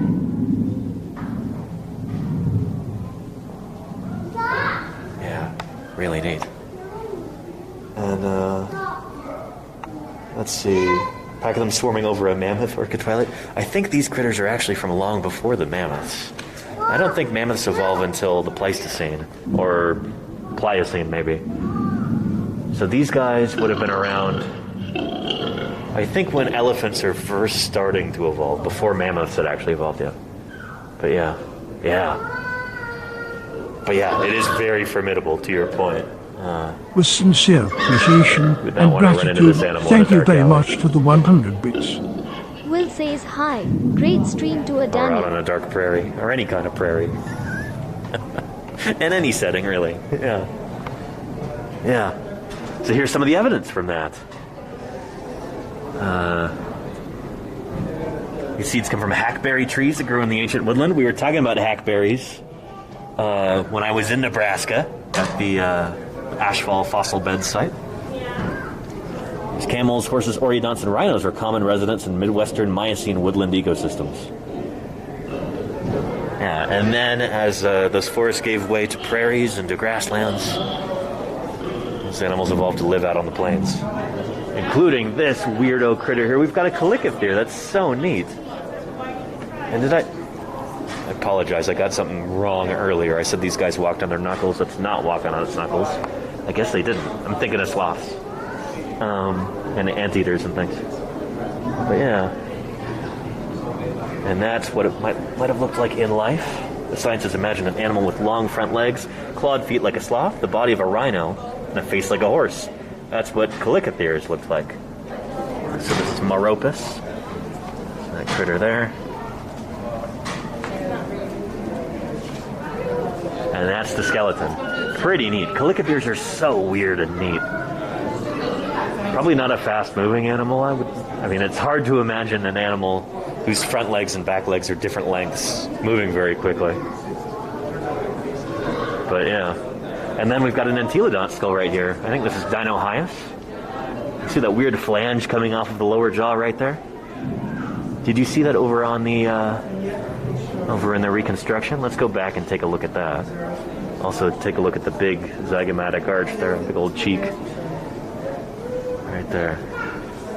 Very cool.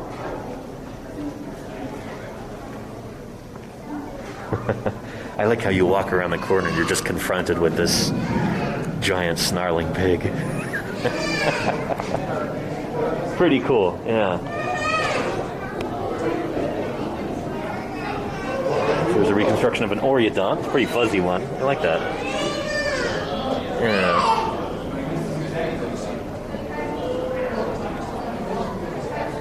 Very, very cool. And there's some of those gazelle camels, like in the diorama. Yeah. So, I feel like I say this almost every time we talk about camels, but a lot of people are really surprised to hear it. Camels first evolved here in North America, and only later did they spread out across the globe. They went south into South America, back when the Isthmus of Panama formed. And then when the land bridge formed between North America and Asia, they moved into Asia. And then later into, like, the Arabian Peninsula, too. But camels first evolved here in North America. Very cool. Big old pile of rhino bones there. Yeah. And this is a neat reconstruction with the skeleton and then the silhouette of the animal in 3D. So you can see how that works. Pretty awesome. Yeah. Very, very cool. Yeah. Yeah. Did you see the T-Rex at the entrance? Pretty neat. Oh, you're a dinosaur dad, buddy. Isn't it cool? Where did you get it, William? So this block of Monoceros bones contains parts of 10 to 15 skeletons.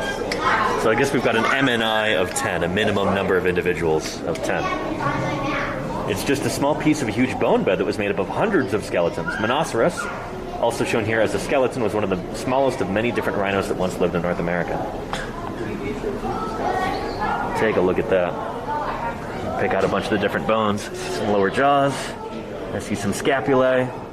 I see a bunch of teeth. Radius and ulna, femur, a bunch of vertebrae.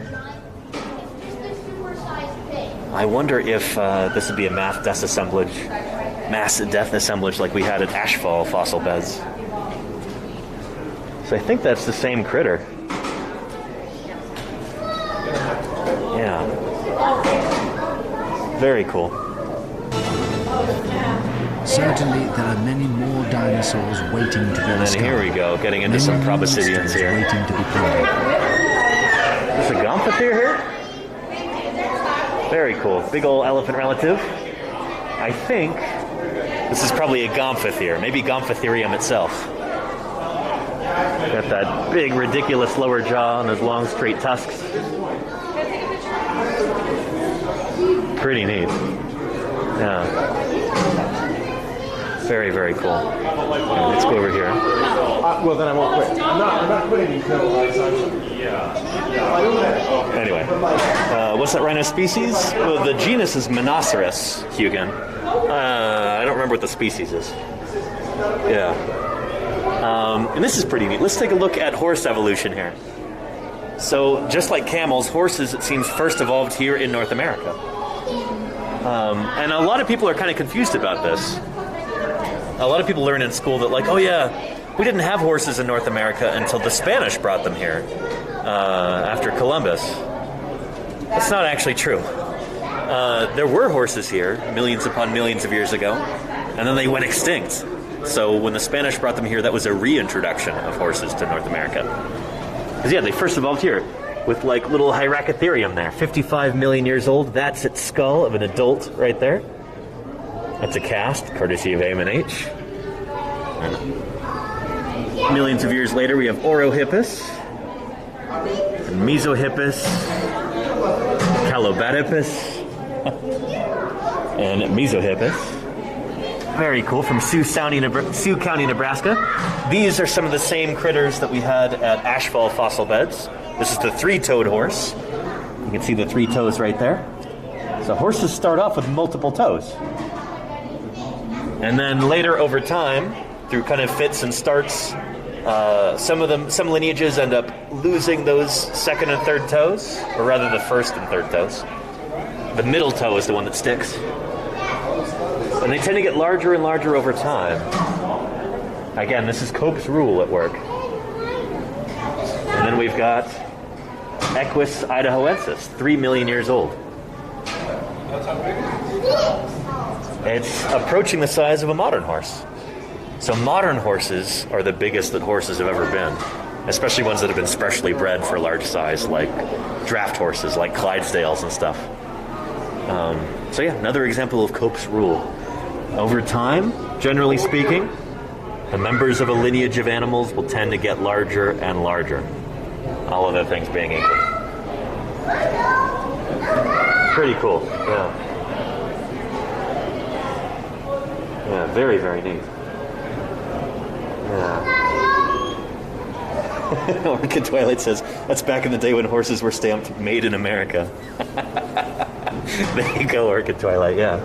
Yeah, that was kind of funny. Horses and camels, and we think primates, all originated in North America.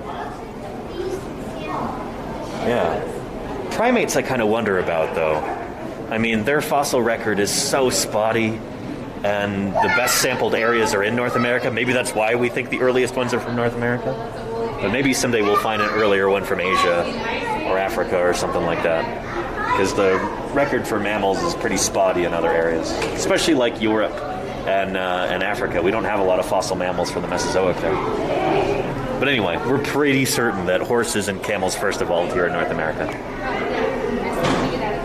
because by that time the continents had already started to break apart and things were isolated. So, yeah. Anyway, wild, wild west. Oh, take a look at that. They've got a skull of Synthetosaurus right there, which is an ancient antilocaprid, I think? Yeah. With horns above its eyes and nose, this slingshot horned animal looks like nothing you'd see today. It's related to both modern pigs and camels. So I think it's also related to pronghorn, isn't it? I could be wrong about that. But yeah, Synthetosaurus. It's got that slingshot nose. Very cool. And then we've got these ancient rhinos. Here's more Teleosaurus like we saw back there. This is a big one. Teleosaurus fossiger. So again, this is larger than the earlier species of Teleosaurus. Yeah. And then we've got, I was right, it is Gomphotherium. Yeah, nice. Gomphotherium right there. The long-jawed Gomphotherium was a Native American elephant. There you go. Native to the Americas. The jaw structure suggests that it used its jaws like pinchers to grasp and break branches to get at the leaves. Oh, very cool. What a heavily built skull. That's just nuts. You crazy elephants. Super cool. And Gomphotheres are pretty interesting. Pretty weird animals. Yeah.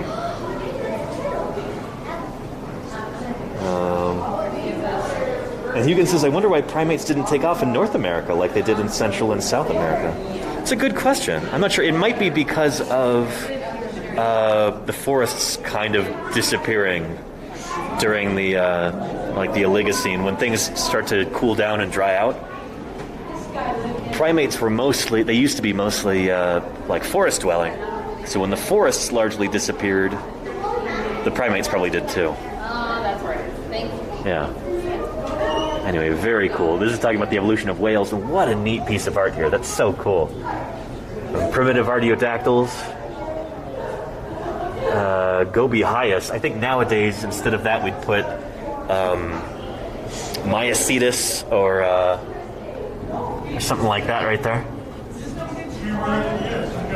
Myocetus mother whale. But whales evolved from land-living hoofed mammals, from artiodactyls. We've got a lovely graphic representation of that right here. Pretty cool. That's awesome stuff. Yeah. Oh, and here's the hind limbs of Basilosaurus. Very cool. So this is an animal that's like 50 feet long, something like that. You see it represented right here in the green. And you see that tiny little hind limb right there? That is this. Very cool. That's a cast right there of a Basilosaurus hind limb. So yeah, and whales, a lot of them still have the remnants of their pelvic girdle there in their hips. They've still got basically like the last dregs of their legs. I'm not trying to rhyme here. I'm a poet and I didn't know it. There in their skeleton, a little bit of pelvic girdle in there. Next time you look at a whale skeleton, see if you can spot that. In fact, maybe we'll do that on the way out. We'll walk by that fin whale skeleton, see if we can see the hind limbs. Anyway, I feel like I should do another station break right here, another little intro for anybody who's watching for the first time. Welcome to Paleontologizing, everybody. If it's your first time here, welcome. My name is Danny Anduza. I'm a dinosaur paleontologist. I'm here on Twitch trying to do some good old-fashioned science outreach. So, normally I'm streaming from my office back in the San Francisco Bay Area. But right now, I'm out traveling. I'm on this big road trip, and I've been on this trip for more than a month now, visiting different museums, visiting different field sites, and streaming whenever I can to try and bring the world of paleontology to you at home. So right now, I am at the Denver Museum of Nature and Science here in Denver, Colorado, USA.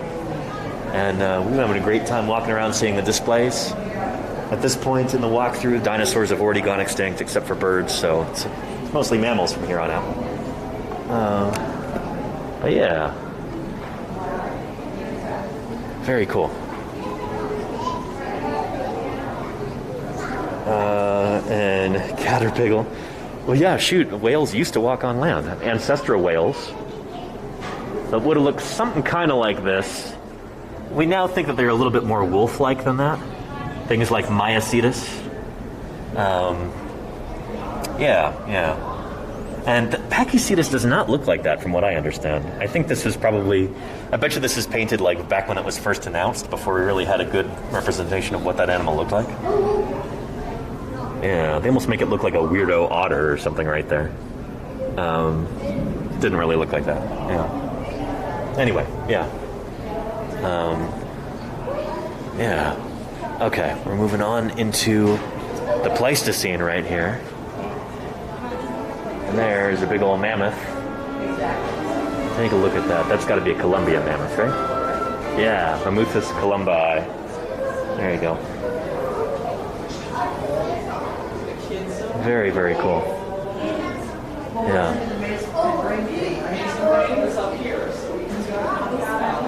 And then we've got us.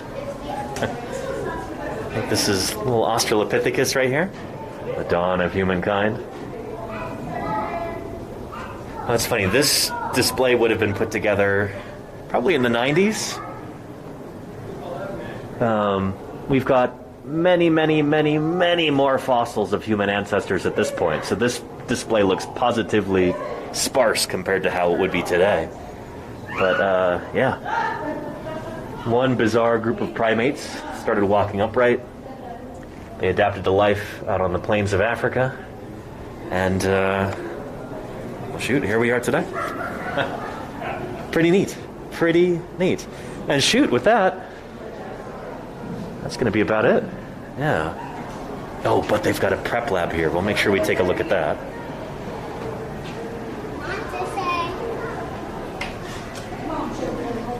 Very cool. Oh, and here's a neat display right here we should take a look at. I like that there's just like a little bonus bit right here. So going back to the age of dinosaurs at this point, back to the Mesozoic, you've got 85 million year old dinosaurs from Madagascar. Very, very cool. And holy cow, that's really weird coloration for these bones. Interesting. From the Mavorano Formation, northwest Madagascar, late Cretaceous. This is a sauropod hind limb. So that looks like a femur right there from a titanosaur, and there's the foot. So this would be the left foot there. You can see there's digit 1, 2, 3, 4, and 5 from Rapatosaurus. And we saw Rapatosaurus at the Field Museum too. And there's Majungasaurus. Very cool. Somebody was asking about Majungasaurus a little while ago. And there are, shoot, those are the actual fossils, it looks like. It's so weird to see them in that color. Yeah. Pretty neat. The ponderous Trachodon, 32 feet long and 14 feet high. Awesome stuff. 1,500 teeth, and not a single cavity. And these vertebrae are from the spinal column of the two-legged dinosaur in the illustration above. So that's not Majungasaurus right there. That's a different abylosaur called Dahalocle. I'm not familiar with that critter. This is probably a really recent display. Very, very cool. So yeah, by the late Cretaceous period, dinosaurs, I don't know, some of them ended up isolated because the continents are starting to break apart. So India and Madagascar, kind of, they used to be attached to Africa, and then they split off. And that's why you get these weird endemic dinosaur faunas in those areas. In these environments, abylosaurs, like these guys, end up being the top predators in their ecosystem. So you don't have dinosaurs like tyrannosaurs down there in India and Madagascar. You get these guys instead, who are the top predators. Let's protect our fossils. And their fauna. If they're removed, America loses. Really cool illustration there. Correct. I like that a lot. And then here's the prep lab right here. Why does that baby ceratopsian have a belly button? That doesn't make any sense. A very cool facility that they've got here. Very clean for a prep lab too. Pretty cool. So this is the same kind of laboratory that I've worked in the past. Well, this one is very well provisioned. Holy cow, look at all of those dust collectors that they've got there.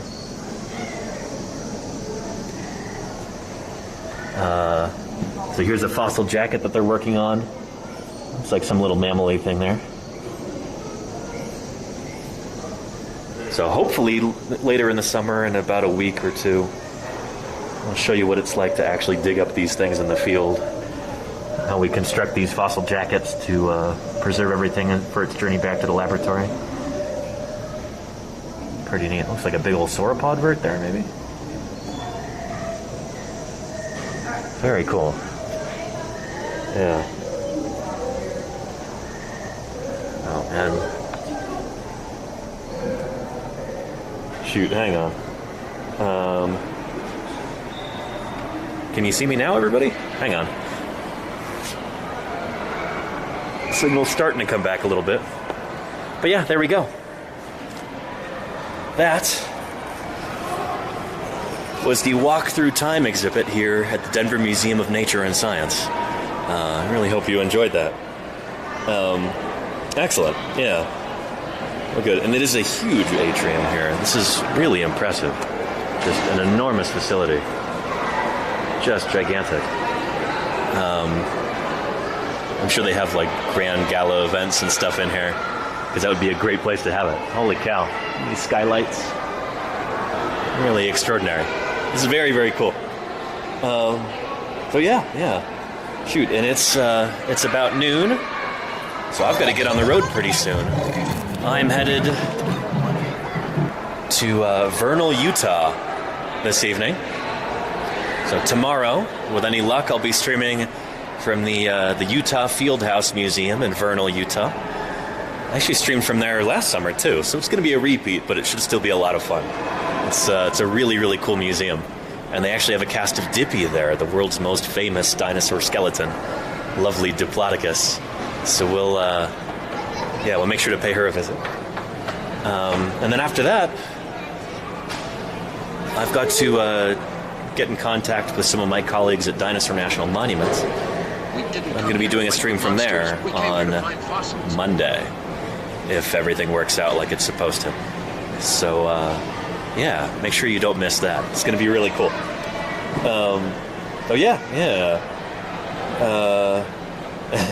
John Doe Norris, a yard of beer and some Rocky Mountain oysters. Yeah, I think I'm content with some Big Sky caviar, actually. Just baked beans. It's the vegetarian alternative to Rocky Mountain oysters. And shoot, after that, going to be driving down to southern Utah, streaming from a museum or two down there, and then after that I'm going to be out in the field. And cross your fingers that the Starlink setup works so I can actually stream some field work. But that's going to be really, really cool.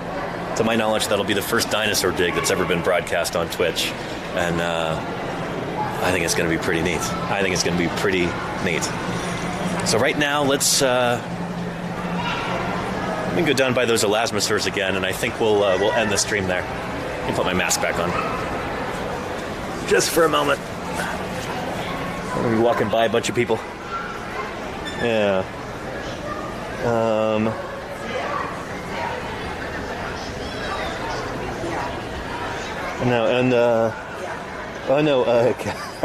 Caterpillar, Big Sky caviar. Big Sky Country is a nickname from Montana, where I used to live and work. And so Big Sky caviar is just baked beans. Here's our big fin whale skeleton, by the way. This is as big as mammals get, pretty much. And you can see the remnants of the hind limbs up there. That used to be the pelvic girdle. So I think those are probably the remnants of the hips, the ilia maybe. But that is where these guys' ancestors had their hind limbs, their legs. So they've just got the littlest, tiny little remnants. Just a clue that these animals once had hind legs and walked on land. Or rather, their ancestors did, tens of millions of years ago. Pretty neat, yeah. And John Doe, the big T-Rex skeleton is still on exhibit, I think. We'll go see that on the way out. I think that's a great idea. But before we do that, Let's see these elasmosaurs again for anybody who missed it at the beginning. These guys are pretty impressive. Let's take a look.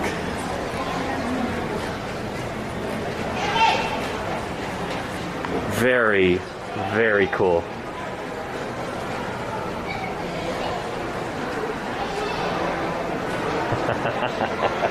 Oh, look at these guys. Just extraordinary. Take a look. These giant, long-necked marine reptiles, not dinosaurs. These belong to a different group of reptiles outside of the dinosaur family tree. But take a look at them. Just amazing. Breathtaking. It's not often that you get to kind of walk around them from all angles, so this is so cool.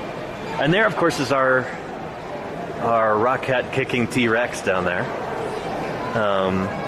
Which I won't be able to go over there, I don't think, because the exit is right here. So we're gonna have to end the stream right here. But yeah, it's a very appropriate place, I think, to wrap things up. Let me see if I can find somebody to raid, and then we'll call it quits. And Claire Burr, I already did the pressed penny machine on the way in before I started streaming. So yeah. Took care of that already. All right, let's go see who is live on Twitch right now, and see if we can continue our science love for this morning / early afternoon. Not too many people on right now, but let's go ahead and say hello to... Why don't I go say hi to Turtles and Chill? Speaking of reptiles like these guys. There we go. And go to chat. There we go.